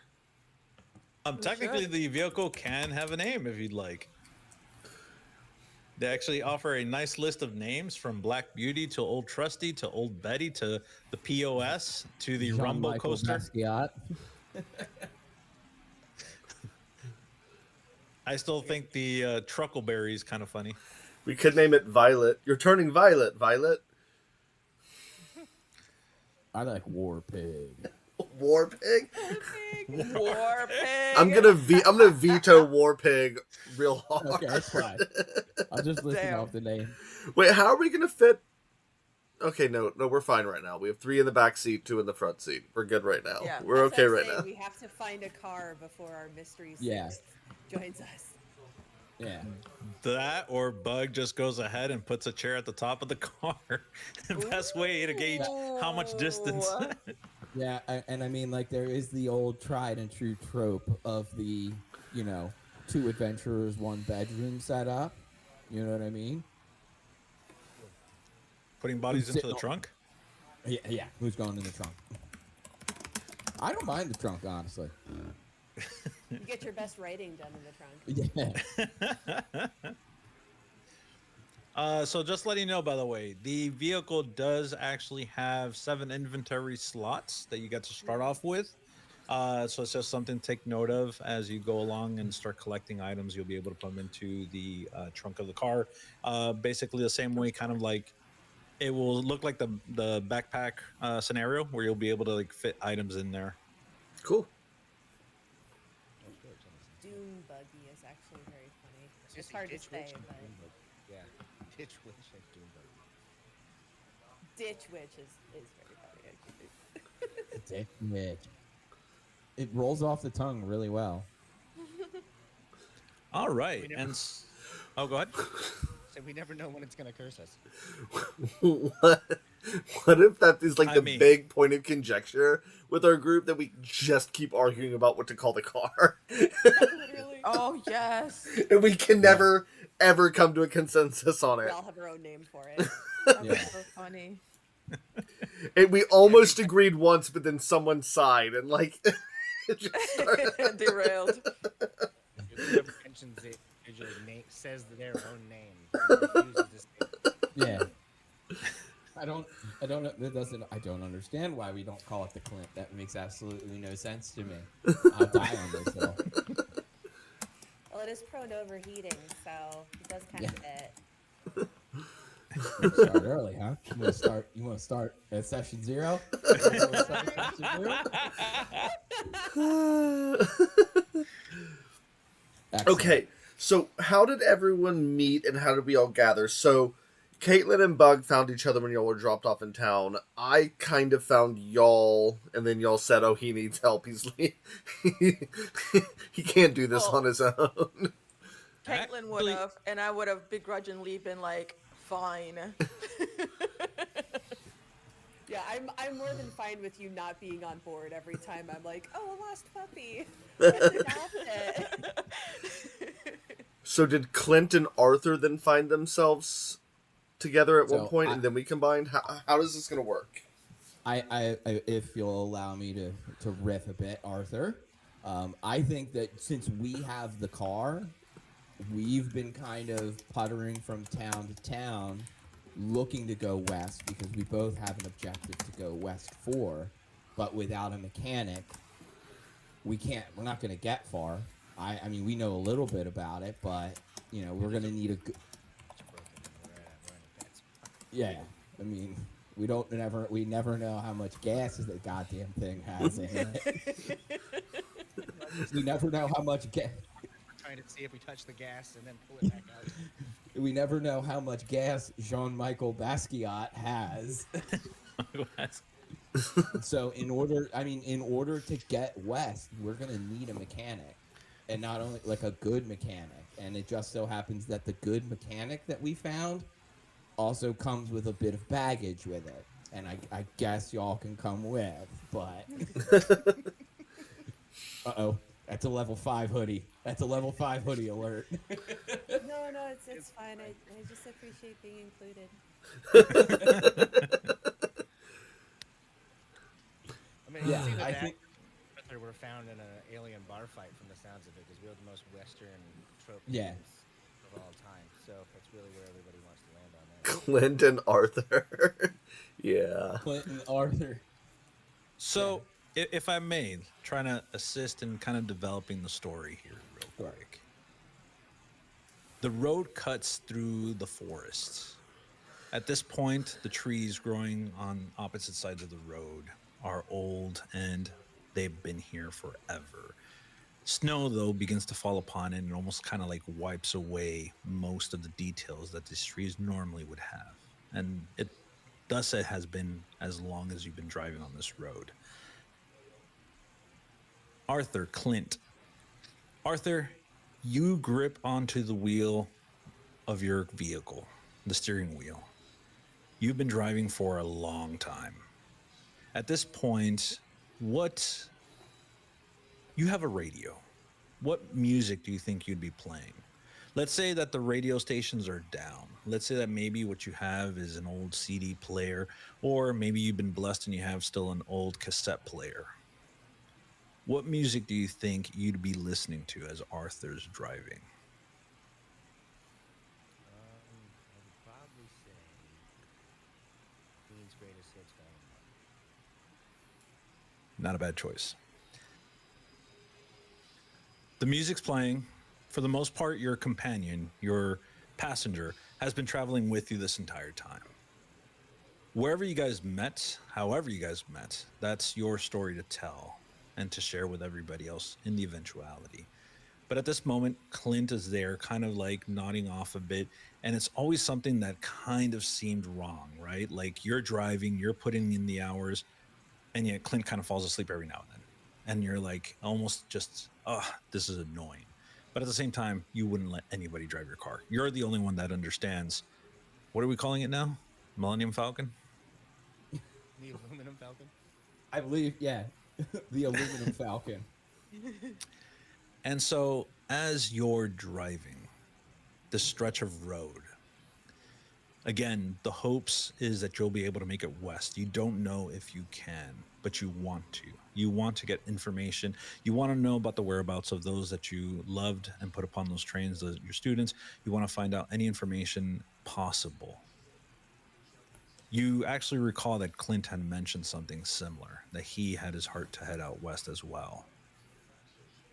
At this moment, though, as you're driving, the snow is beginning to fall kind of around you, passing by. And as the song is picking up, you're going to see this bright flash overhead. It is almost like this purplish hue that just disrupts the sky. It's mid-daylight and just becomes purple, this blast. At this point, as you're looking at this, the flash occurs, and in the next instance, you hear this slight rumbling. At first, you think it's the engine of the car, thinking to yourself, oh, perhaps the car is going to break down again. But it's not. You'll see that the trees begin to move and shake. You'll see that the snow begins to kind of fall off of the tree limbs themselves. What do you do? First, I'm going to shake Clint and get his attention. Clint, wake up. Yeah. I think that as the moment that he hits me, the book that has been sitting on my face that I've been using to kind of shield out the light of day with a wicked hangover. You know, I'm sleeping off like a hangover, and suddenly you wake me up. The book falls into my lap. Like, what? Oh, what? What is? What? Oh.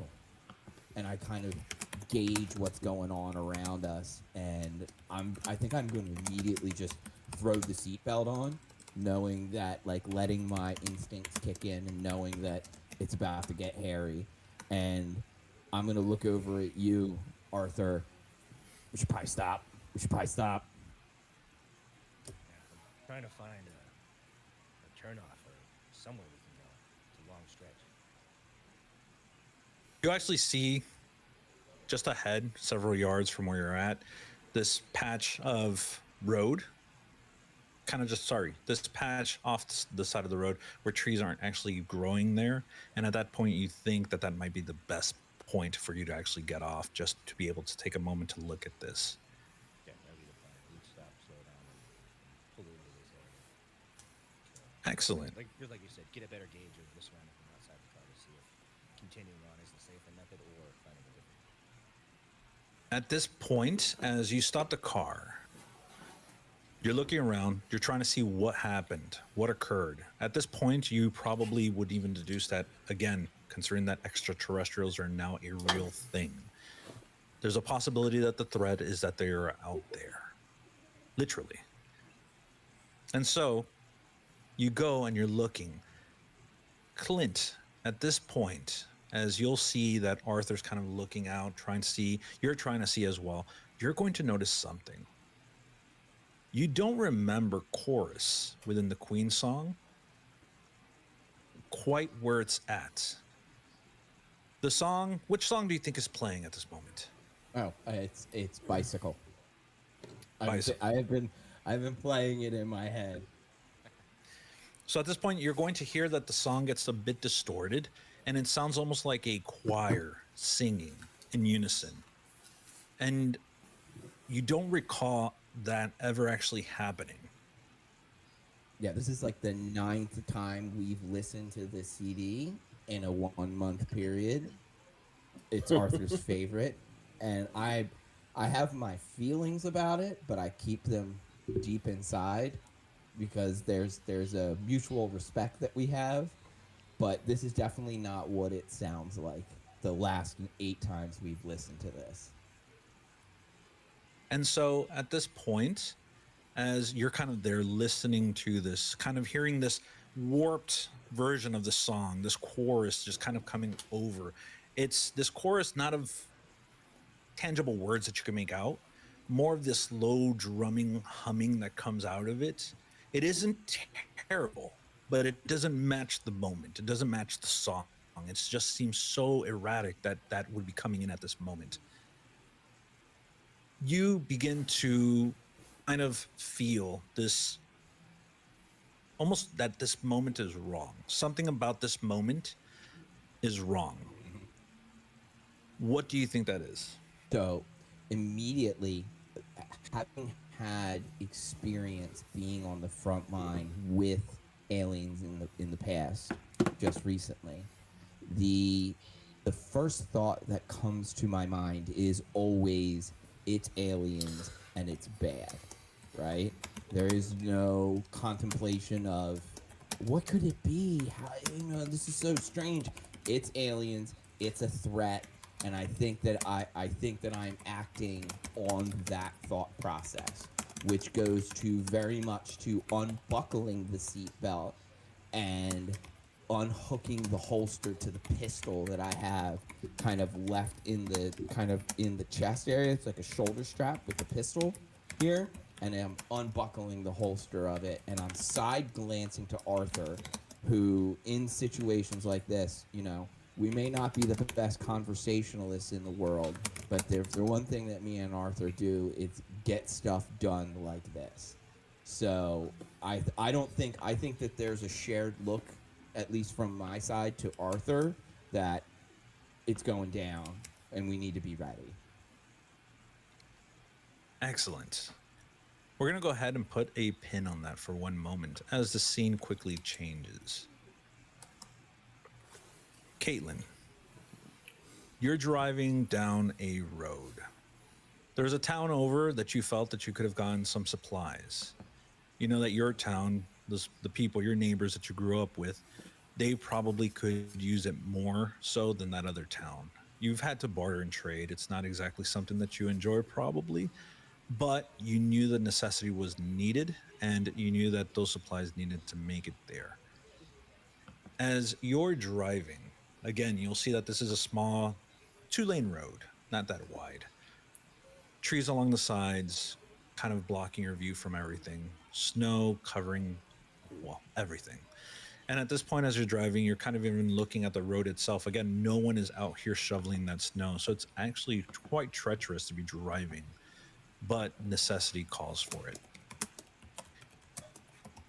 What what is your thought, Caitlin? What's going on in your mind at this moment? Have I seen the Flash or just in general? Not yet. You haven't seen the Flash. You're just driving. You're kind of by yourself inside of your caravan.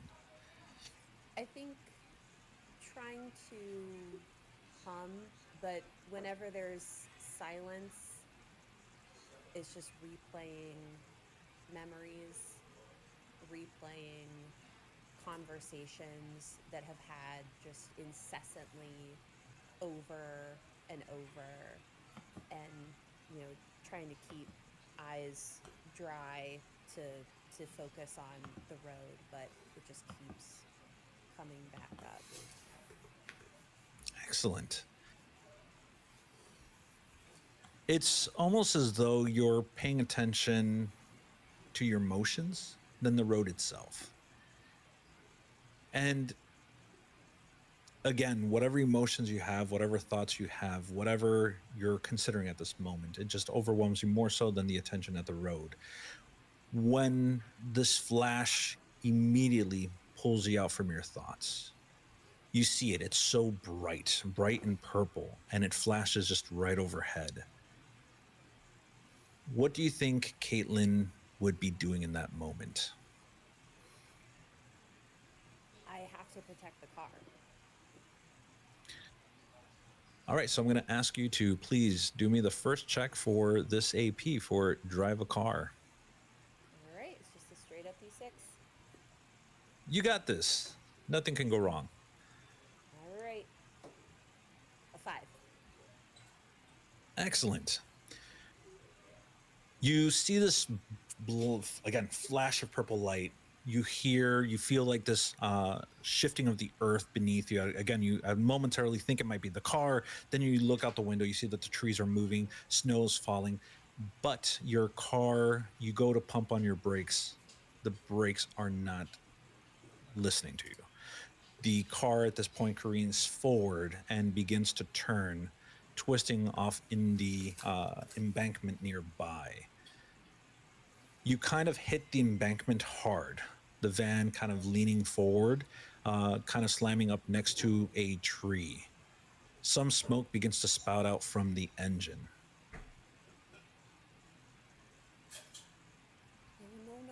No. Can I get out? Is the tree blocking my driver's side door? It's actually blocking the passenger side. You can definitely get out. Okay. Yeah, I think I'm assuming the worst. This car is going to explode. I'm running. As you kind of step out running, you're going to look, and further down the road, unbeknownst to you, as this had just occurred, you're going to see another car out there. And it seems as though 2 individuals are sitting inside of the car, kind of also looking about, almost amazed. Again, surprised by the situation that they find themselves in at this moment. Can I tell if they're male? Actually, that's a good question. Arthur, Clint, what do your characters look like? Arthur, Yeah. please. Yeah, by all means. So Arthur is about 6'4", actually about 265 pounds. He is 45. He is blue weathered, kind of like just kind of like you kind of picture a boxer and somebody that's been in the oceanside working docks and stuff like that, very weathered skin, but he does have a full beard, kind of gray, sandy brown hair, and he does always wear almost like a tabby cap all the time. Usually his MO that he has. Generally speaking, he does have like a longer sleeve work shirt and jeans with a work boots and almost kind of like a survivalist kind of that work vest, basically. So pretty sizable, even from I would say looking if you're walking up in the rear of a car, you'd see a very large, well-built, stocky young man. For my opinion, obviously, for description purposes. Sure. Fantastic. Clint is 32 years old, stands at about 5'10", 180 pounds last time he weighed himself, though, food is not as easily accessible as it once was. McDonald's is not always available, so probably a little thinner than that at this point. He is dressed in, and I'll go by the layers. So starts with just a hoodie, and over top of that hoodie is so narratively I'm going to describe this, but it's not the actual rare item. So he has a flak jacket on, so he has like a bulletproof vest on. though the bits of armor that were once in that bulletproof vest have been sold off piece by piece. But the most important thing is on the front, it has press written in big, bold, white letters. And we hold on to that because it has pockets and it has that press. And that gets us a little bit of status and stature. Over top of that is a flannel, red and black flannel, a pair of jeans, pair of combat boots underneath it. He has messy, almost, we're talking kind of getting to mullet stage kind of hair that has been utilitarianly shaved at the sides. So it's kind of, he hasn't seen a barber in quite some time. So it's mostly done kind of as best as they can, as best as he can. So yeah, I think that if you're eyeing the vehicle up, you're seeing two adult males. Yeah, immediately hoodie goes up, duffel. I usually wear it on the front, sling it to the back for extra mobility, and do whatever I can to not be noticed by them. Okay. Ju- Not be just noticed. correct. I But can't just stop you from noticing me, but I can try. although I would like to ask, what does Caitlin look like, just overall? Yeah, Caitlin is 30.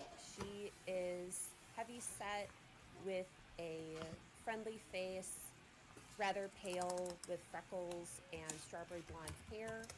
Her clothes are largely formless, so she has a pair of black overalls that sometimes she wears up, sometimes she leaves down because she thinks it looks cool when she wears her overalls down, and then is always in her Marshall University hoodie on top of whatever she's wearing. And her combat boots are very fake. They're like Walmart plastic combat boots that Bug has absolutely helped restitch and resole a couple times already. Awesome. So at this point, Just to interrupt real quick, how old was Clint again? Clint is 32. Thank you, thank you.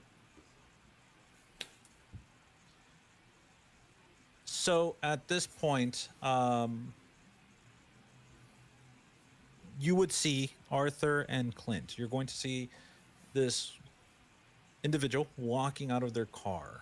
Again, the van just kind of struck a nearby tree.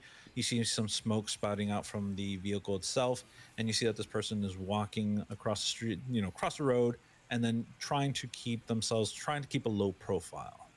Hmm. I think that this is, and Arthur, you may agree with me or not, but that's awfully suspicious. Yeah, Um, that's gonna say it's so, very apparent that she's like, oh, I mean, I never yeah, noticed that. it's I assume so. D, Atlas, I believe, is the title that we use for the game master in this. Is that correct? Correct. Yes, Correct. Atlas. Did we actually watch the car wreck, or is Yes, it you would okay? have seen So the yeah, car careen, and then yes, hit that okay. tree. So everything was like, oh no, that's tragic, and then that person tries to hide, and so I think that I'm going to recklessly immediately step out of the car and start up, like I'm going to step out of the car and start approaching this individual who is trying to keep a low profile, one hand kind of near the chest, holding the vest there, just very close to the pistol, but attempting to appear nonchalant. And I'm going to call out, "You all right?" I don't have anything. I don't know anything. And I will be missed. It's all right. Settle down now. Settle down. Ain't nobody trying to get in any sort of trouble with you. I just saw you wreck your vehicle there. Just want to make sure you're okay. Why don't you come a little bit closer? Step on out to the lights of the aluminum Falcon here. The what? It's the name of the car. It's the aluminum Falcon. And I thumb back to Arthur and the blue Civic behind us. It's all right. Come on out now. All right. Yeah. I wrecked the car. It was a loaner. I'm supposed to be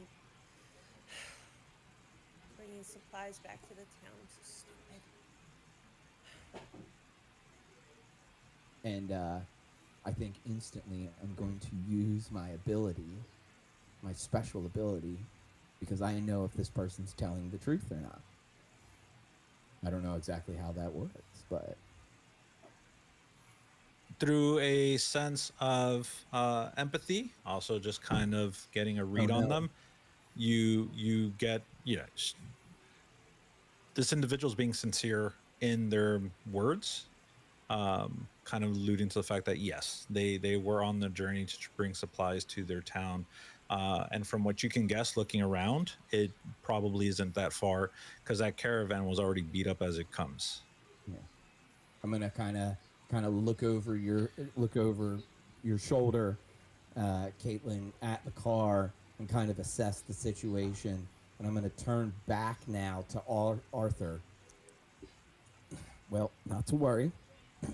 My friend Arthur back here is quite handy with a wrench when it comes to fixing things. We could help you out there, And I'll say mine like assuming that's so. all right with you.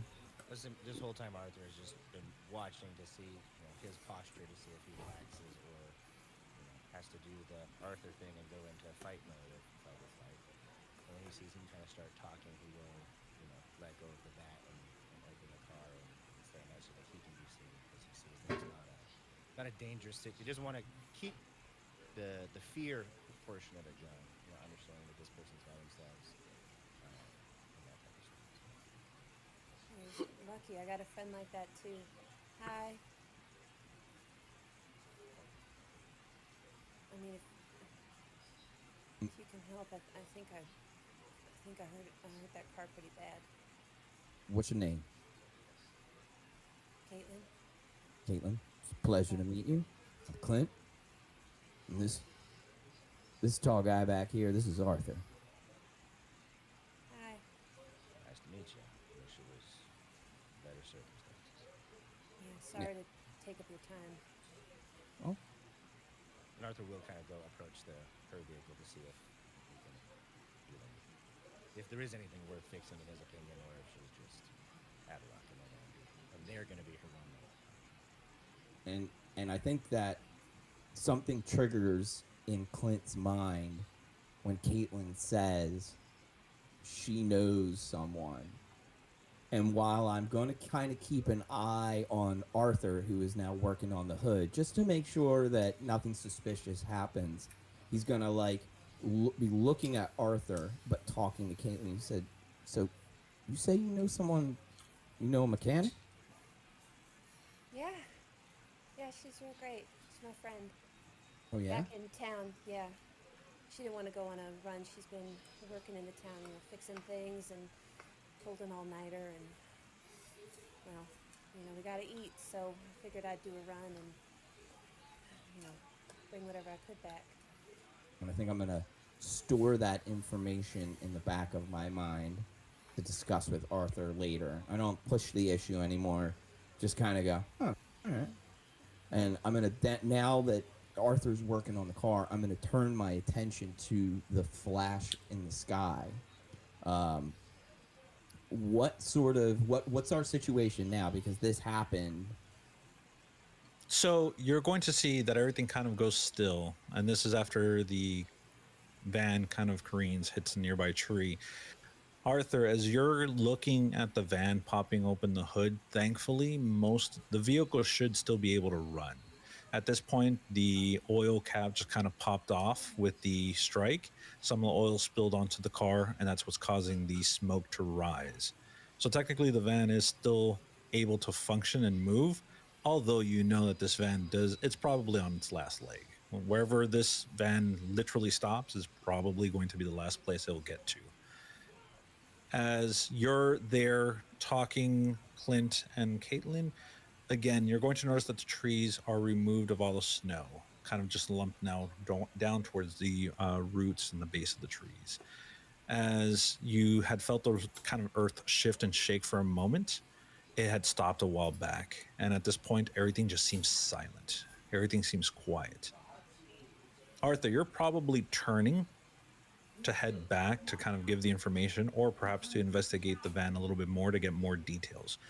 When you begin to hear this almost like a drumming sound that at first didn't really register, but now it's becoming louder and louder. And at one point or another, Arthur, you're going to realize that something is not right. Looking towards Caitlin and Clint, both of you kind of realize that the sound is coming. Again, it's this drumming sound that just gets louder and louder. I'm going to give you guys a chance to decide what you would like to do as this drumming sound that you're perceiving at this moment is getting louder, which means that it is probably approaching. I was gonna say for Arthur, as soon as that like the realization kicks in, that's when like the danger button, he's gonna turn around and he's gonna say like your car may make it where you're going, but we need to move now. Okay. I think once I hear Arthur say that, I think that it's going to start kicking in, and the thought process is going to start kicking in, and I'm just going to go to Arthur, take the aluminum Falcon. I'm going with her. I follow. All right, and I'm going to turn to you now, Caitlin. It's like, we got to go, Caitlin. Let's go. Okay. All right. Yes. Okay. Let's go. All right.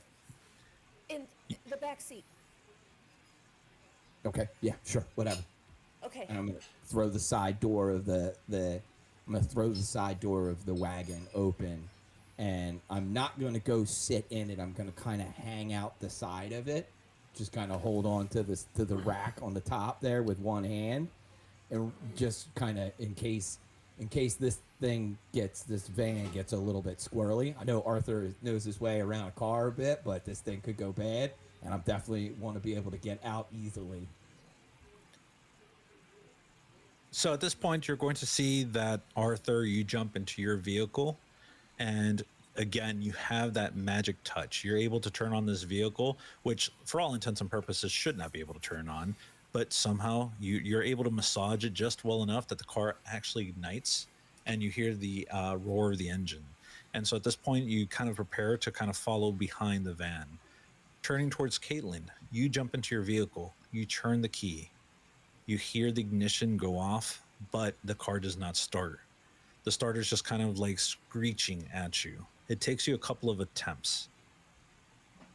In the last attempt, as the noise gets now so loud that it just kind of causes you to have like a pressure within your head, the car ignites and you're able to turn it on. Looking up, you're going to see, well, Clint, actually, since you're hanging out, you're going to see just moving across the tree line, this massive vehicle that seems to float in midair. You'll see that this thing is not human made. This is something else entirely. It looks almost as though a percentage is made of metallic material and another percentage is almost biological. This thing moves slowly, and you see what would seem almost like spotlights searching. At this point, Caitlin, this thing is filling up your view, but you see that the path, the road ahead of you, in the direction that you need to go, is available. I wish Ezra was here. All right, hang on. Yeah, I'm gonna, at this point, seeing that and knowing my sweet little pistol is not going to do anything to that, I'm gonna buckle that thing, close the door, and go, yeah. Let's go find Ezra. Let's go. I don't know who it is. Let's just go. All right, and I drive as best I can. So at this point, you'll see that Caitlin's van takes off, rushing down that road. She's doing the best that she can, holding on to the steering wheel. Again, not caring for the safety of their passengers or the items in the back. She's just trying to make sure that she gets out of there as quickly as possible. With that, you're going to see that Arthur goes ahead, follows in line, and that massive ship just kind of rolls by. the spotlight hitting the area where Caitlin had just been, as well as Clint. And you'll see that the spotlight begins to chase you as you guys are driving down that road. But we're now going to turn our attention to gullies. Now, you might be wondering, what is gullies? What is Gullies? Gullies. What is that? Gullies is it's a bar. It's a tavern. Well, it would have been. But the thing with gullies is that after the 2-month war and after, well, all society kind of just started falling apart, gullies used to. Doesn't really have what the amenities that it can provide. But for the locals that live within that small town of Newcastle, for the most part, it's the best you're going to get. Gully's is actually owned and operated by this older gentleman. His name is Albert. Guy's a bit wide in the center, has a jovial laugh, always knows a story or anecdote to kind of tell you, and is extremely glad that people like Caitlin or Bug have shown up into his life. The one thing, though, that Albert does not care for is any talk about heading towards the west. For him, his home will always be Newcastle, his grave will be Gullies. At least that's what he hopes. At this point, we see two individuals sitting at one of the tables of Gullies. Albert goes ahead and puts down two tankards of tea or hot cocoa at this point, just because again it's going to get a little bit colder. um Kind of gives off a little chuckle as he walks by and says, enjoy. And with that, we're going to be introduced to Ezra and Bug. Who would like to introduce their character first? Okay, I'll go. So Ezra is about 6 foot 6'2", somewhere between, very lanky. He has dark brown curly hair that has gone to frizz because proper shower maintenance and hair care has probably gone out the window. Um, he has wire rimmed glasses with silver frames, and a guitar in a battered case that's next to the table. Binoculars to his left. He wears. Why I'm getting weird echo. That was strange.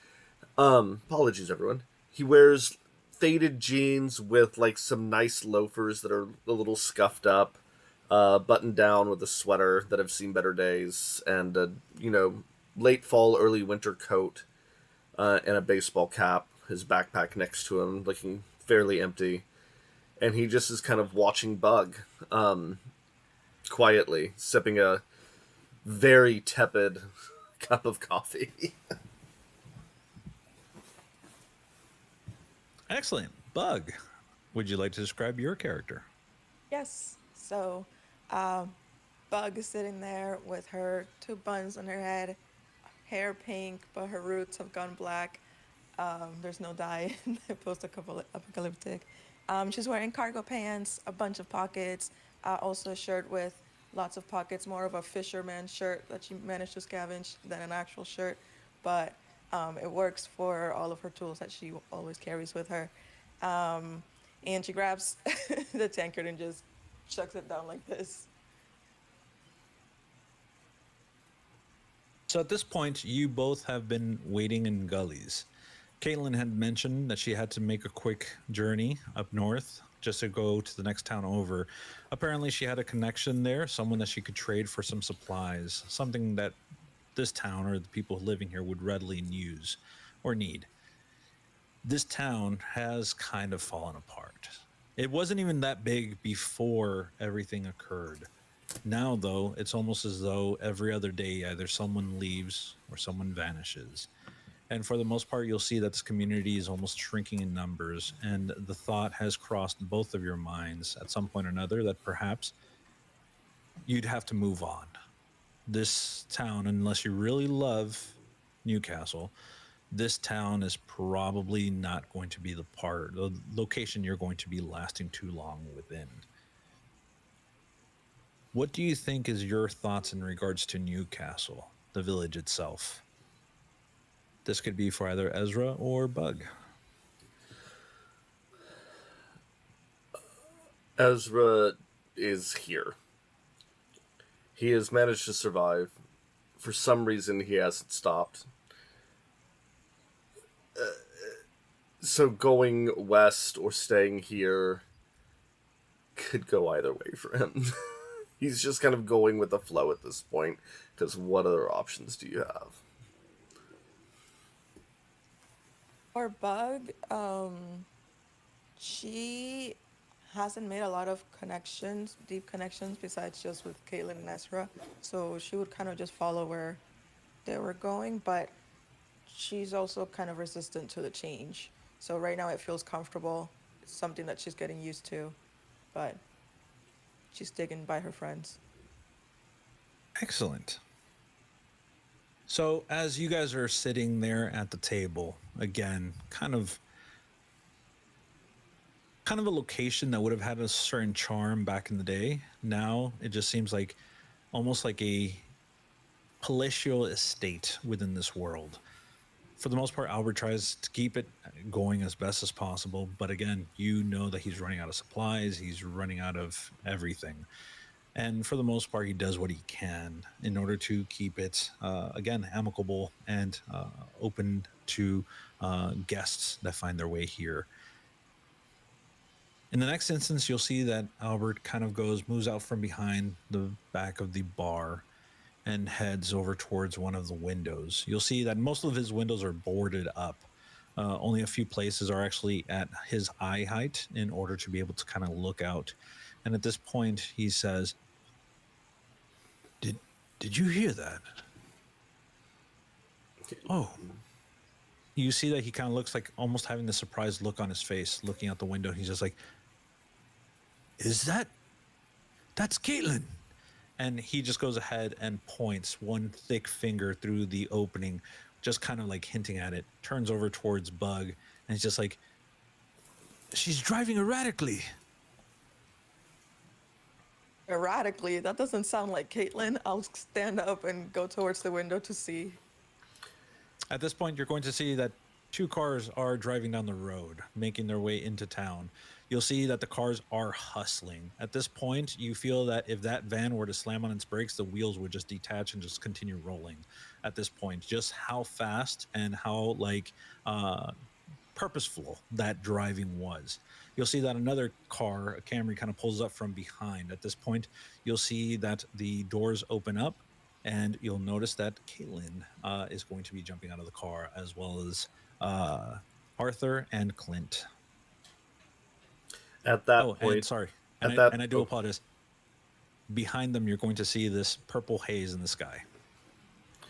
at that point, Ezra will walk up to the window and start looking up. If I put my binoculars up and if I brought them with me and look at that purple haze, what does it look like if I look at it?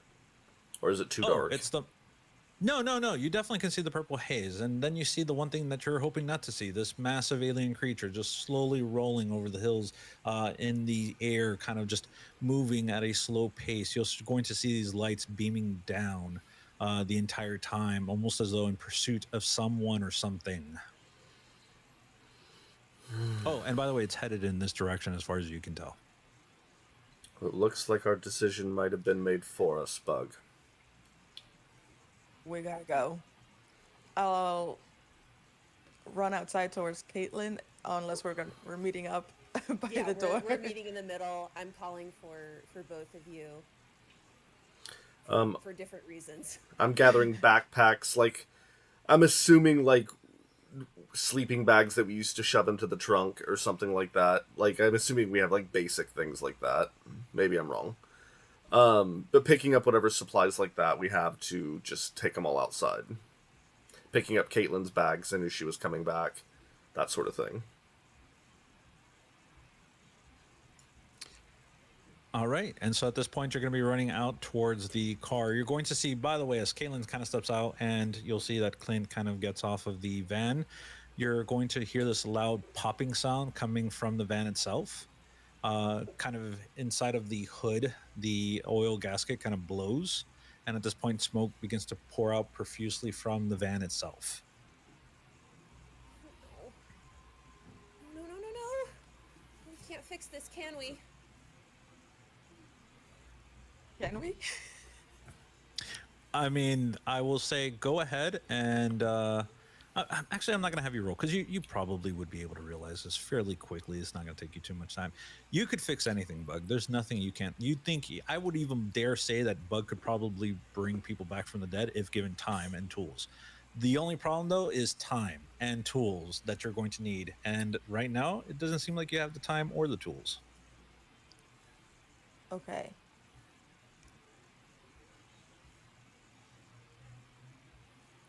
So I am the one thing I want to do before we I get back to the aluminum falcon is I am going to climb up on the roof, and if you'll permit me, Atlas, I want to try and get a picture of this thing with the camera that I carry with me. Sure. Let's go ahead and take aim. Oh no. Nice. Oh no. Oh no, a skill I didn't prepare for. All right, here goes nothing. That's a 3. Um, you take a shot at this point, trying to get the best image of it. At this point, as you're looking through the camera towards this slow moving vehicle, you'll see that the spotlight begins to kind of move, dancing about. And as you're about to take the shot, the spotlight falls upon you. At that point, the image that you're going to take and those thereafter might be a little blurry towards the edges just because of the amount of light that has come in. But you'll see that the light now falls upon you and upon the van specifically, and you'll see that this massive ship begins to move closer. Again, this loud drumming sound only ever getting perceptibly louder the closer it gets. At this point, you'll see that Albert kind of opens up the door and he just calls out, "Get inside! What are you doing?" Yep. I'm pushing it to the limit like I have been known to do. I'm a bit reckless. So, at that point I am hopping off the top of the car and I am going for my comfortable shotgun seat in the aluminum Falcon. And what do the others do? I am. I'm waiting because they're not coming in. Are we going into the building or leaving? Like, Albert, I'm assuming. Albert was shouting. Yeah. Albert was shouting to come into the building. Oh, geez. I'm so sorry. I was wondering why you were talking for the caravan. Yeah, for Arthur. If you'll allow me a retcon, I am going to actually not head for the aluminum Falcon. I was wondering why you were playing another playable character. It didn't make any sense. And I'm running for. And so retcon. I snap the picture. I turn to my right upon hearing the voice and notice that it's a bar. And I can think of a few better places I'd rather die in. So I am heading in that direction. All right, you're going to see that Albert, not Arthur, Albert, big corpulent guy, Sorry. goes ahead, and as soon as you kind of pass through, he goes ahead and taps you on the shoulder, just kind of like pushing you in. And again, he's holding the door open. He's just like, "What are you doing, Caitlin? Hurry! I'm getting us supplies. 1 second. Don't worry about it. Just get in here. We'll get him I already afterwards." ruined the car. That car was already ruined. There's nothing you could have done. Okay. And I'm just pulling grab Caitlin. whatever I can, leave the Trying to get her hatchback on the inside. back is still open. What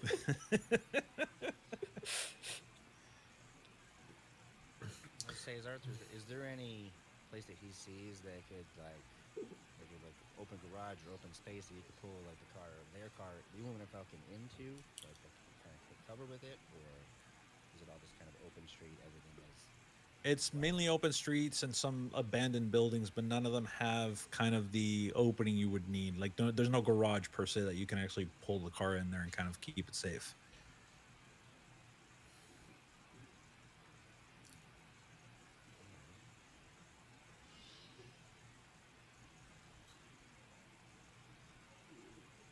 Is it just like a straight road, or is there like intersections up ahead or anything like that? Yeah, it's like a straight. It's like a small town. So this is probably like the main thoroughway, and you'll see that there's like little branching cross sections, but it's not too long. This is a relatively small town.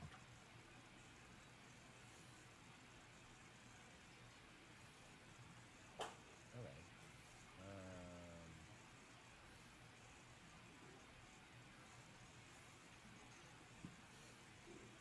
yeah, I Am I guess. noticing that he's not moving? Oh yeah, no, he's sitting in the car. The car's still on. Clint Okay. ran into the Yeah, he bar. should. Caitlin ran into Yeah. the bar, and Yeah. Arthur's just sitting there gripping onto the wheel of the aluminum No, Falcon. no. At that point, if he's not moving, I run back. Can I open the passenger door? That's a question for Arthur. Arthur, can you open the passenger door? Yeah, I mean, they're not locked in. There you go. Okay. Around the corner, there's a drive-in. It's got a covered roof. This way, take a right.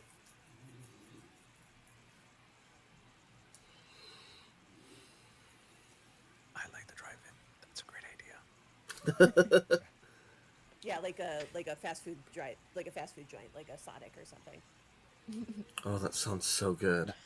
Not Sorry. I was gonna say No. Like a yeah, Sonic that PM. triggers like part of his plan of at least to see if the spotlight follows him while he's driving, but then also obviously like has directions. So instead of just going aimlessly and taking a side road to see if the spotlight follows the car, he's gonna follow his directions and try to find this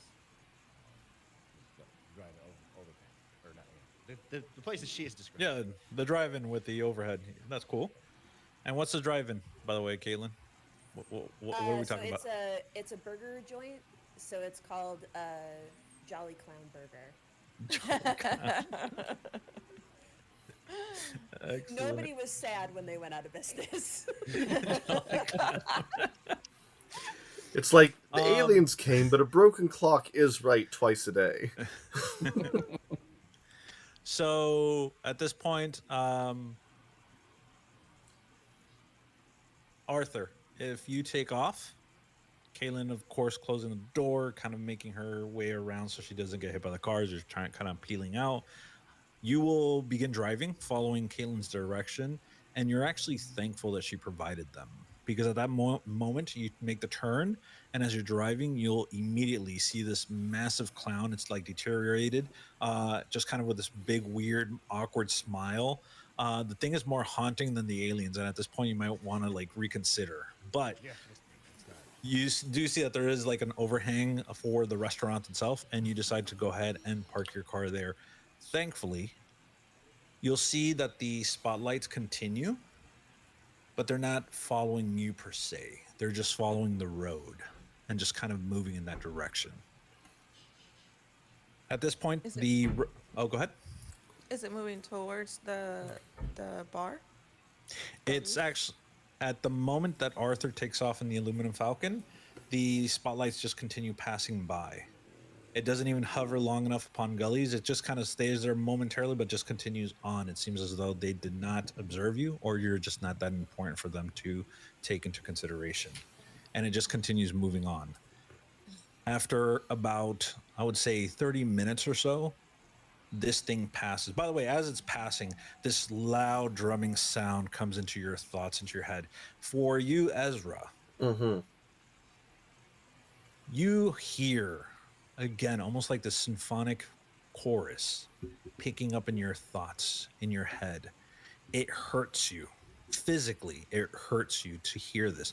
It's almost as though you're like right there in front of a symphony, and it is super loud, and you're the only audience, and all the echoes are reverberating inside of your head.